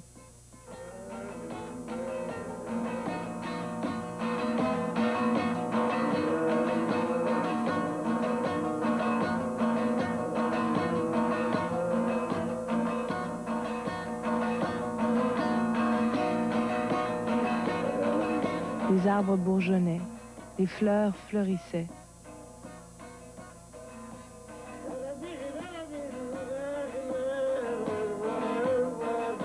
Aujourd'hui, trop vieux capitaine, il ne peut plus chanter. La vallée s'est vidée, les années ont passé. Il n'a pas bougé, il a tout surveillé. À 74 ans, il se méfie encore de l'œil apprivoisé des cagoules ennemies. Il pointe, il vise, il tire. Parce qu'il aime respirer le vent de la vallée. Mais il n'y a plus personne pour l'écouter chanter. Est-ce toi? Est-ce toi, maman, qui chuchote timidement? Encore? Avec ta voix d'enfant? Alors, Jean-Pierre, on t'écoute. Bon, j'avais tout pour être conquis, mais ça n'a pas été le cas. Bon, raconter l'histoire à sa mère, je trouvais ça merveilleux, surtout qu'on voit Jennifer toute petite. Je pense qu'il y a un décor envoûtant, mais le problème, c'est que l'histoire du capitaine telle que racontée n'est pas à la hauteur de cette beauté tout à fait renversante. Daniel. Oui, moi aussi, c'est un petit peu la même chose. Et je trouve que le retour à la fin au conte, on n'y croit pas vraiment lorsqu'elle dit à sa mère à la fin, bon voilà, c'était le conte et tout. Je trouve que c'est fascinant comme lieu. Par exemple, il y a des images d'une beauté extraordinaire. Il y a beaucoup de sensibilité, de poésie chez Jennifer, mais je trouve qu'elle a un petit peu effleuré cette fois-ci. Il fallait qu'elle invente un autre conte. Elle a créé d'autres personnages qui apparaissent, ces femmes qui apparaissent et qui disparaissent. Ouais. Elle devait utiliser ce processus-là. Il y avait sûrement d'autres personnes là. Et inventer une vraie histoire, elle ne l'a pas fait. Bon, alors, vous lui donnez combien? Michel, tout d'abord. Je lui donne 13. 13, Jean-Pierre. 14. 14, Daniel. 15, quand même. Bon, alors ça donne 42. Malheureusement, je dois lui enlever 3 points parce que son film est arrivé en retard, 3 jours. Alors, 39 pour L'Enfant de Zelve de Jennifer Aline. Voici maintenant les prix qu'il pourrait mériter cette année. Un contrat d'1 an en réalisation à l'ONF. Un stage rémunéré d'1 an à la télévision de Radio-Canada, en journalisme ou en réalisation. 5 000 $ offerts par la Société Radio-Canada et un stage en montage vidéo chez Bellevue Pâté d'une valeur de 5 000 $. Prix du CRDI d'une valeur de 3 000 $. Prix de l'UNESCO d'une valeur de 3 000 $. Prix de l'ACDI d'une valeur de 3 000 $. Prix conjoint du CIAS et de l'Université de Moncton d'une valeur de 3 000 $. Prix du public du journal La Presse d'une valeur de 2 000 $.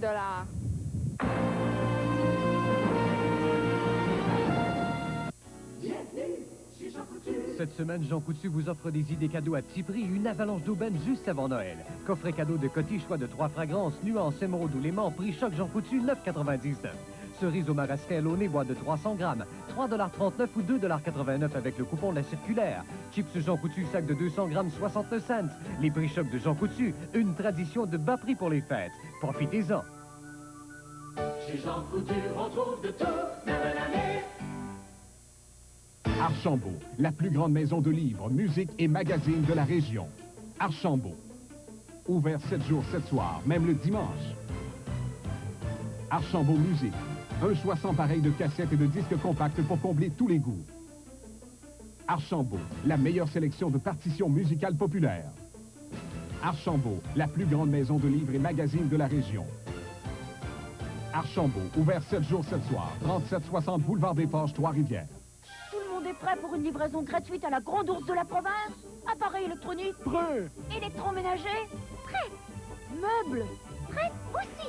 Y a pas de comptant, pas d'intérêt et pas de paiement. On y va.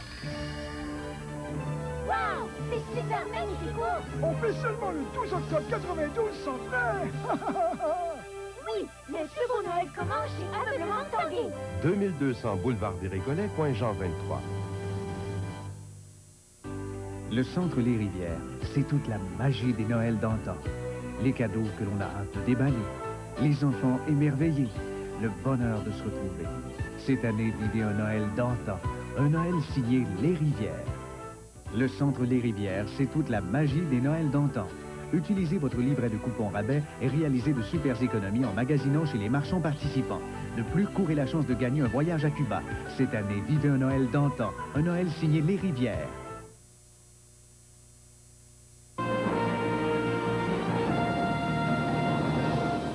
Oubliez Tchaïkovski, Tchekhov, Pouchkine, Sophie Lambert. Vive la Boronia. Tout comme Jennifer, Jacques a quitté l'Égypte, mais lui s'est dirigé plutôt vers Moscou, où, comme Sophie et Marc, eh bien, il a trouvé refuge chez Pierre Mainville et Ginette Quentin. Il a décidé de laisser de côté les problèmes économiques qui frappent les Moscovites. Il s'est plutôt intéressé à une commune d'artistes et vous allez voir que c'est assez particulier. Ce film se veut un hommage à Jean-Luc Godard, aux kamikazes japonais de la Deuxième Guerre mondiale et à tous les Ovid Plouf de la Super VHS. Autre que la France s'ennuie, que je ne voulais pas m'ennuyer avec elle. Le refus du modèle de citoyen soviétique adulte. Celui que tu rencontres dans la rue, qui est abîmé physiquement, gros parce qu'il mange mal, parce qu'il boit trop, c'est celui qui fait la queue, qui ne croit plus en rien.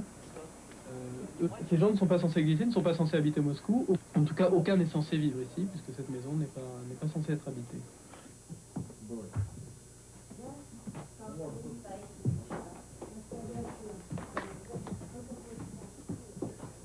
Et tous les deux.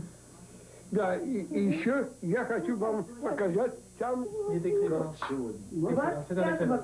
Il lit, mais surtout il écrit.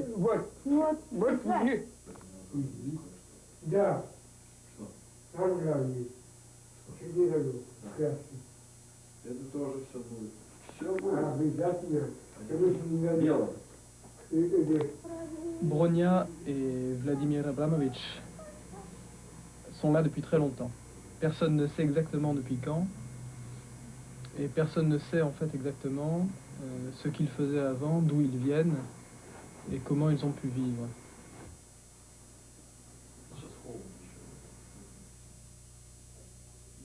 Et Pietlura se veut un peu la mémoire d'Union soviétique, un peu drôle. Pietlura joue ici le rôle central de celui qui va inspirer toute une cour qui le suivra quasiment aveuglément dans tous ses projets, qui en définitive fait assez peu de choses, voire très peu, mais qui est assez extraordinaire par l'énergie qu'il dégage.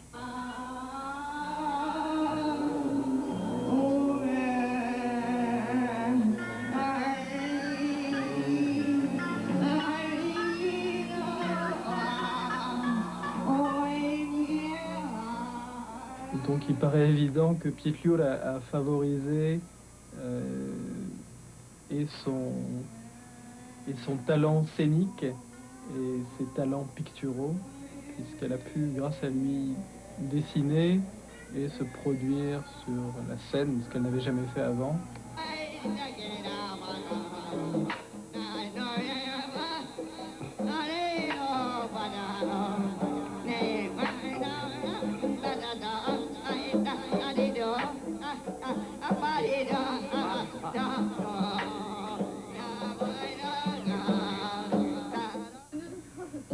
On peut parler peut-être d'un côté godardien de l'existence dans la commune. On a l'impression que tout le monde joue, et joue un peu mal, et comme si tout ça comme si tout ça n'avait pas d'existence réelle.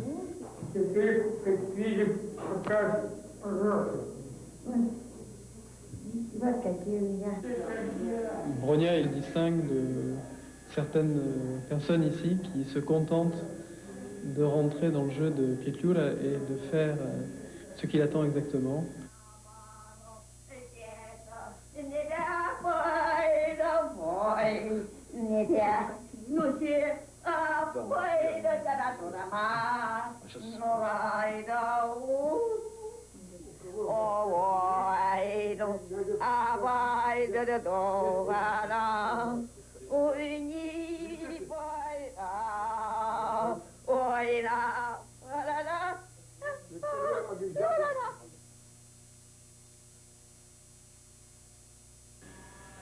Bronia ne joue pas.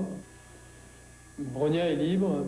Bronia est libre et les Russes ont aussi leur flyé. Hein? Ah oui, Oh, mon Dieu. c'est l'underground moscovite. Artiste bien connu d'ailleurs. Et tout Bronia, je connais depuis longtemps. Je trouve que c'est weird, épouvantable. C'est confus, malheureusement. Je savais plus à un moment donné qui était Bronia, qui était Pieplou, l'espèce d'âme de la secte underground et tout. Bon, je trouve que Jacques, c'est un gars baroque, effectivement, mais très inégal. Et je trouve ça, enfin, ça effleure les choses. Je m'allaise par rapport à Michel. Ah, c'est ça, ça nous laisse perplexes. On s'est dit, ça pourrait se faire ailleurs, ça pourrait se tourner n'importe où. Sauf que c'est là que ça se passe. Ça doit avoir un lien avec la situation en Russie, où à un moment donné, il faut certainement décrocher de quelque chose. Donc, c'est là qu'il est allé chercher ça.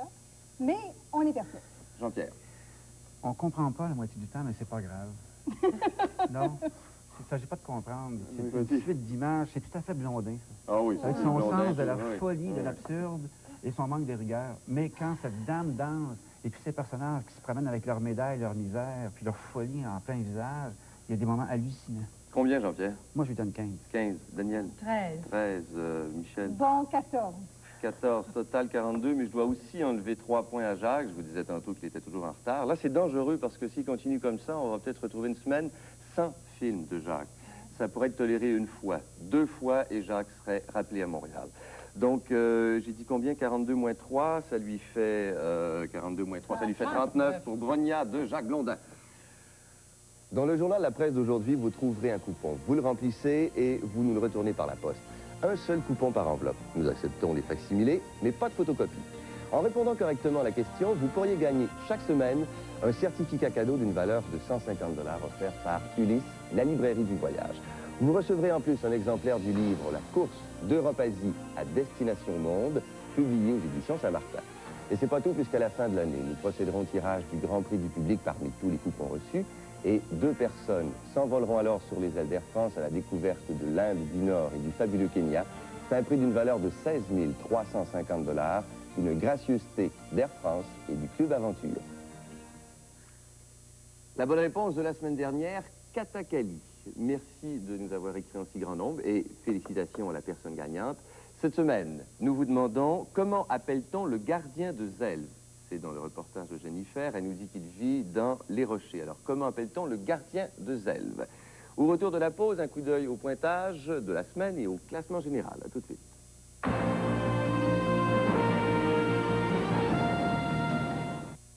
Et voilà le dernier. Ah, j'arrive pas à enlever cette graisse. À la fin de ma vaisselle, mon ancienne marque au citron dégraisse plus.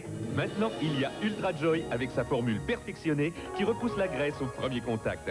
Et même après avoir fait toute la vaisselle, Ultra Joy attrape la graisse que laissent les autres. Oh, avec Ultra Joy, pas de traces de graisse, même sur le plastique. Et ça s'entend. Le nouveau Ultra Joy attrape la graisse que laissent les autres. Quand Michel attrape le rhume, il devient un gros bébé qui a besoin d'aide. Mon aide. Et celle de Vicks Vaporobe. Vicks Vaporobe a des vapeurs médicamenteuses qui soulagent à 3 endroits. 1, sur la poitrine pour soulager la congestion des voies respiratoires. 2, sur le dos pour réchauffer les muscles endoloris. 3, sur la gorge pour soulager la méchante toux. Une chance qu'on a Vicks quand le rhume nous visite. Vicks Vaporobe existe maintenant aussi sous forme de lotion non graisseuse. Quand je prends ma douche, j'emporte un seul shampoing revitalisant. Préplus. J'ai déjà essayé d'autres 2 dans un, mais Préplus fait une mousse plus abondante. Pour moi, ça signifie que mes cheveux sont vraiment propres. Préplus l'emporte sur les autres. Et ces autres 2 dans 1? Rien à faire. Prêt Plus revitalise encore mieux. Prêt Plus l'emporte également sur ceux-là. Pourquoi chercher ailleurs? Voyez, avec Prêt Plus, mes cheveux sont propres et revitalisés. Une combinaison gagnante pour de vrais beaux cheveux. Crest, le dentifrice qui combat la carie, on fait maintenant plus. Voici le nouveau Vertitube de Crest. Il reste propre, car le surplus de dentifrice rentre à l'intérieur. Super! Et le tube reprend sa forme initiale. C'est net! Il se range facilement et votre comptoir reste propre et ordonné. Aucune boîte, donc moins de déchets dans l'environnement. Yeah! Le nouveau Vertitube de Crest, il se tient debout devant. La carie? Et le tartre.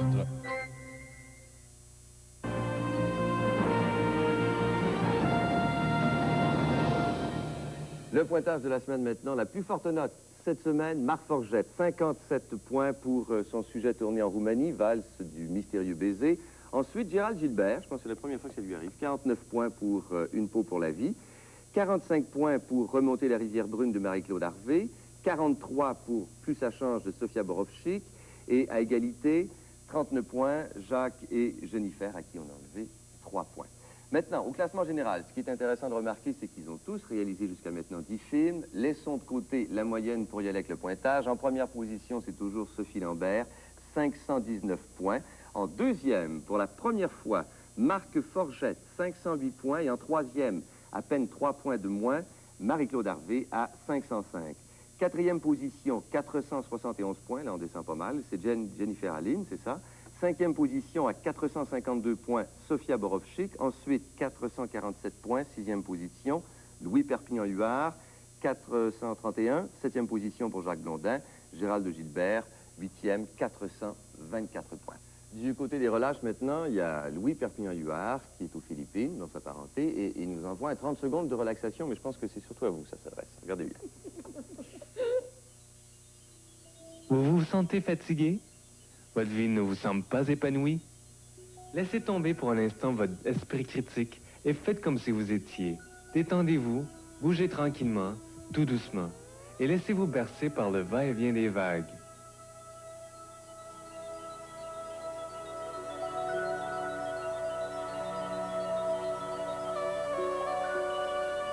Ceci est un film de relâche, à message subliminal.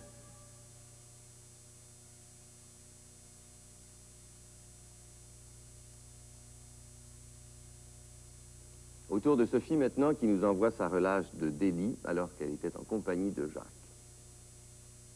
Non, mais c'est ça, parce qu'ils sont fous ici. Ils conduisent de l'autre côté. Ils comprennent pas qu'il faut conduire du côté droit. Ça fait qu'on conduise tout à gauche. Mais moi, en traversant, qu'est-ce que je fais? On m'a toujours dit, tu regardes à droite, tu regardes à gauche. Je regarde à droite, je regarde à gauche. L'autre, il arrivait de l'autre bord. Ça fait qu'on a failli se faire tuer. Mais en fait, ça serait le fun, parce que comme on le dit, comme il était un petit peu en retard avec le montage, on se dit, si on se fait tuer, c'est le fun.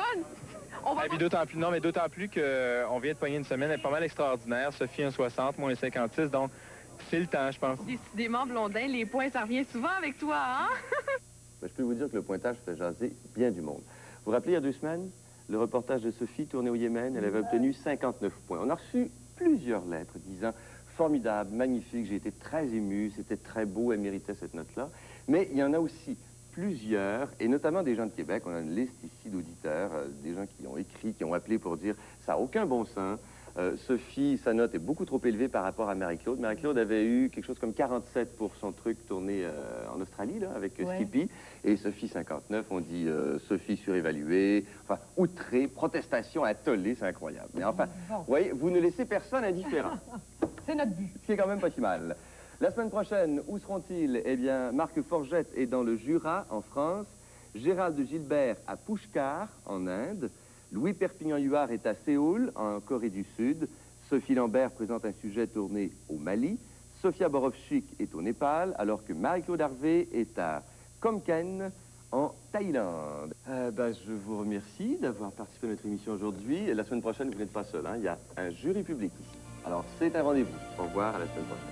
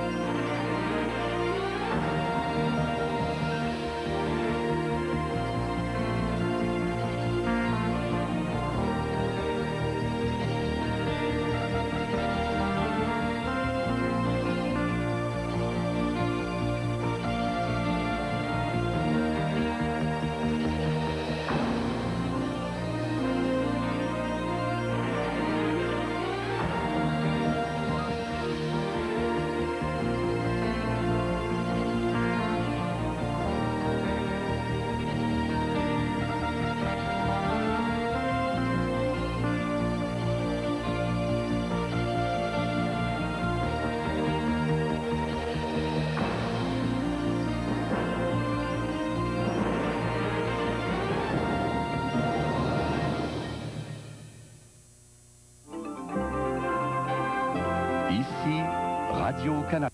Comme ces gâteaux ont l'air délicieux. En effet.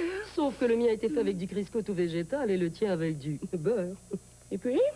Parce que Crisco est tout végétal, mon gâteau contient 45% moins de gras saturé que le tien fait avec du beurre. Je peux goûter? Vas-y. Avec Crisco, tes gâteaux montent mieux et sont plus légers. Délicieux. Et ton gâteau contient 45% moins de gras saturé que le mien fait avec du beurre? N'est-il pas temps de changer pour Crisco? À toutes les mamans qui ont ramassé des verres sales appartenant aux grands artistes, aux biologistes, aux futurs dentistes et aux grands chefs, courage. Oui, peu importe ce qui va dans vos verres, du lait au chocolat au dentifrice, Cascade les lave tout propre. Cascade s'attaque à tout, des taches tenaces aux taches d'eau. Cascade fait glisser l'eau sur les verres. Même vos verres les plus précieux ressortent impeccables. Et ce, lavage après lavage. Cascade est imbattable. Votre vaisselle, impeccable. La douceur d'un souffle d'air. Bounce assouplit dans la sécheuse. Ce que ne font pas les liquides. C'est la douche aérante. À l'aide du vent chaud dans la sécheuse, Bounce aère les fibres et donne aux vêtements la douceur aérante.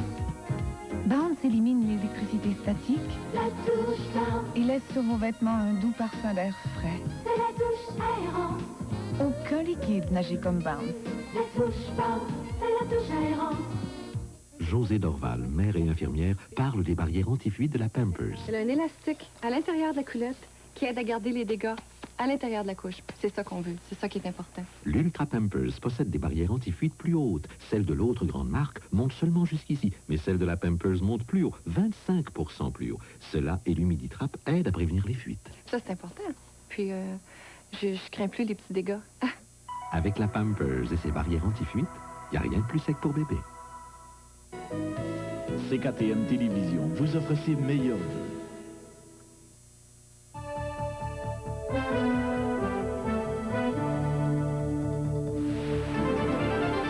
Le téléjournal avec Charles Tisser. Bonsoir, mesdames et messieurs. La Russie a exhorté aujourd'hui les États-Unis à reconnaître sa souveraineté ainsi que celle des républiques d'Ukraine et de Bélarus. Le ministre russe des Affaires étrangères a fait cette demande lors de la visite du chef de la diplomatie américaine, James Baker, à Moscou. Mais James Baker est demeuré prudent et a rappelé que sa visite était surtout consacrée à l'avenir de l'arsenal nucléaire soviétique et aux droits de la personne. Don Murray est à Moscou. Le secrétaire d'État américain arrive dans un pays en pleine désintégration. La confusion constitutionnelle crée des soucis sérieux pour la seule superpuissance qui reste. Le souci principal concerne les armes nucléaires. Il y en a 27 000 déployées dans 4 républiques qui se déclarent indépendantes maintenant. Cet après-midi, lors d'une émission de ligne ouverte à la télévision soviétique, le président ukrainien Leonid Kravchuk a déclaré qu'il faudrait trouver un mécanisme pour donner un veto sur l'emploi des armes nucléaires à chaque république. Le contrôle restera dans un centre, dit-il, mais la décision politique sera collective. Baker visitera chacune des républiques nucléaires. Aujourd'hui, il a dit qu'il avait apporté certaines suggestions pour assurer un contrôle responsable de l'arsenal. Ceux qui soutiennent l'Union soviétique sont de moins en moins nombreux. Ce matin, une poignée de loyalistes soviétiques a défilé devant les portes du Kremlin. À l'intérieur, un autre loyaliste, Mikhail Gorbatchev. Il insiste qu'il a toujours un rôle à jouer pendant la période de transition. Et il critique Baker pour avoir déclaré que l'Union est morte. Ce soir, lors de pourparlers avec Baker, le ministre russe des Affaires étrangères a demandé ouvertement que Washington reconnaisse l'indépendance de la Russie. Je comprends que les États-Unis se trouvent dans une position délicate, dit Andrei Kozyrov. Ils ne peuvent pas prendre une décision arbitraire ou s'ingérer dans des affaires internes. Baker s'est limité à dire que Washington étudierait la suggestion. Demain, il va rencontrer Gorbatchev et Boris Yeltsin dans le but de créer une certaine stabilité politique et nucléaire au moment où l'ancien régime soviétique s'écroule. Ici Don Murray, à Moscou. Le Conseil de sécurité de l'ONU enverra une mission d'observateurs en Yougoslavie. Cette décision, prise à l'unanimité des 15 membres du Conseil, survient au moment où le chancelier allemand Helmut Kohl réaffirme l'intention de son pays de reconnaître l'indépendance de la Slovénie et de la Croatie avant Noël. De son côté, le président de la Commission européenne, Jacques Delors, a déclaré que le moment était venu de reconnaître la Slovénie et la Croatie. Sur le terrain, les combats se sont poursuivis alors que les Croates, qui ont repris le contrôle de 2 villes de l'est de la Croatie, ont accusé les troupes serbes d'avoir massacré des civils avant de fuir. On signale aussi des accrochages dans les villes d'Osijek, de Nova Gradiška et de Karlovac. 471 personnes sont mortes noyées lors du naufrage d'un traversier égyptien qui a coulé dans la mer Rouge. Le Salem Express, qui assurait la liaison entre Djeddah et Suez, a sombré après avoir heurté un récif de corail. Selon les autorités égyptiennes, il y aurait 200 survivants parmi les quelques 700 personnes qui se trouvaient à bord du traversier de 4700 tonnes. Parmi les victimes, on compte de nombreux pèlerins revenant de la Mecque et des travailleurs venant passer des vacances en famille. Il s'agit de l'une des pires catastrophes maritimes de l'histoire. Le chef du Parti québécois, Jacques Parizeau, a prédit aujourd'hui qu'une monnaie commune serait utilisée non seulement entre un éventuel Québec souverain et le Canada, mais également dans toute l'Amérique du Nord.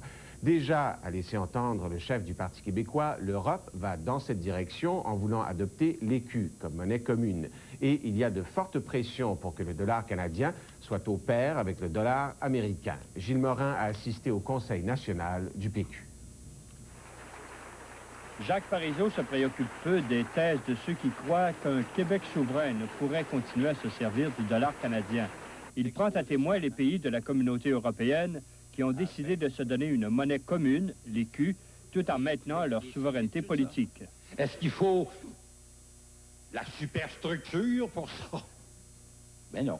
L'exemple de l'entente de Maastricht indique une tendance. C'est l'aboutissement normal du village global, affirme le chef souverainiste.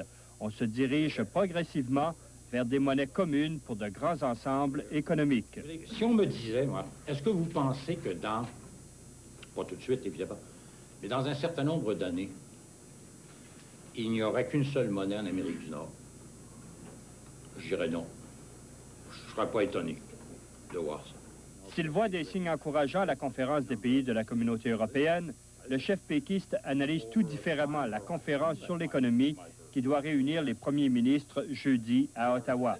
Il qualifie cette convocation de dernière minute de simple exercice de relations publiques plutôt désolant. Ça n'a pas de bon sens, ça, de convoquer les premiers ministres à 5-6 jours d'avis en disant « Venez donc nous dire si vous avez des bonnes idées. » Vous parlez d'une façon de manager une économie. À leur manière, les péquistes cherchent à faire contrepoids aux opinions de plusieurs experts qui prédisent des coûts exorbitants pour l'accession à la souveraineté.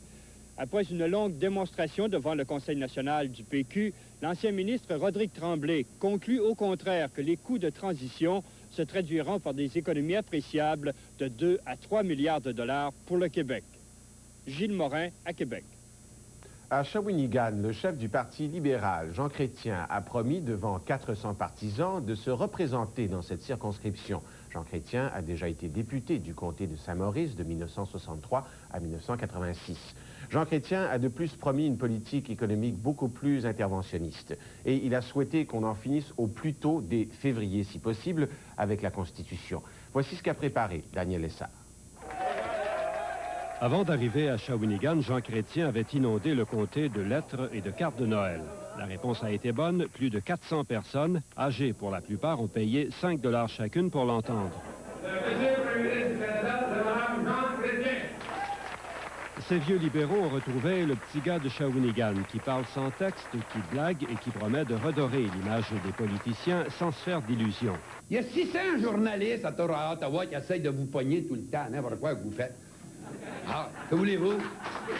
Jean Chrétien a surtout parlé d'économie, une économie modelée sur le Japon et l'Allemagne, où, comme dans le temps de Pierre Trudeau, le gouvernement n'hésite pas à intervenir. Je ne crois pas au laisser-faire économique. Vous voulez savoir comment Jean Chrétien s'attaquerait au dollar canadien trop élevé, comme il l'avait fait quand il était ministre des Finances et que le dollar flottait. Puis c'est sûr que le dollar flottait comme aujourd'hui, mais je l'ai laissé flotter par en bas, au lieu de le faire flotter par en haut. Ça flotte pareil. Constitution, il en a ras-le-bol. Il veut en finir au plus tôt, dès février si possible. Jean Chrétien veut que les 3 grands partis s'entendent sur une proposition finale qui sera soumise au Québec. Faut arrêter de se battre contre des moulins à vent et puis de se faire des peurs collectives et d'avoir suffisamment de confiance en nous. Parlant de peur, il a refusé en conférence de presse de s'engager à ne jamais recourir à l'armée pour mater un éventuel Québec indépendant. S'il y a du désordre public, les pouvoirs politiques doivent s'assurer qu'il n'y a pas de désordre et qu'il n'y a pas de violence et prendre les moyens pour qu'il y en ait. Alors, la meilleure manière d'éviter ça, c'est pas de faire de séparation. Les sondages le démontrent, s'il y avait des élections demain, Jean Chrétien serait sérieusement menacé par le Bloc québécois dans son ancien comté de Saint-Maurice. Mais il n'y aura pas d'élections demain, et à long terme, les libéraux font le double pari que dans une lutte à trois, Jean Chrétien sera favorisé et que les électeurs de Saint-Maurice se laisseront tenter par la possibilité d'élire un futur premier ministre. Daniel Sarah Shawinigan. Les premiers ministres provinciaux et le premier ministre fédéral, qui se rencontreront mardi à Ottawa, tenteront de trouver des moyens de relancer l'économie. Même si l'économie donne des signes de reprise depuis le mois d'avril, un Canadien sur 10 est sans emploi, les commerces au détail ferment leurs portes et les faillites atteignent un niveau record. Les cols bleus de la ville de Montréal et de la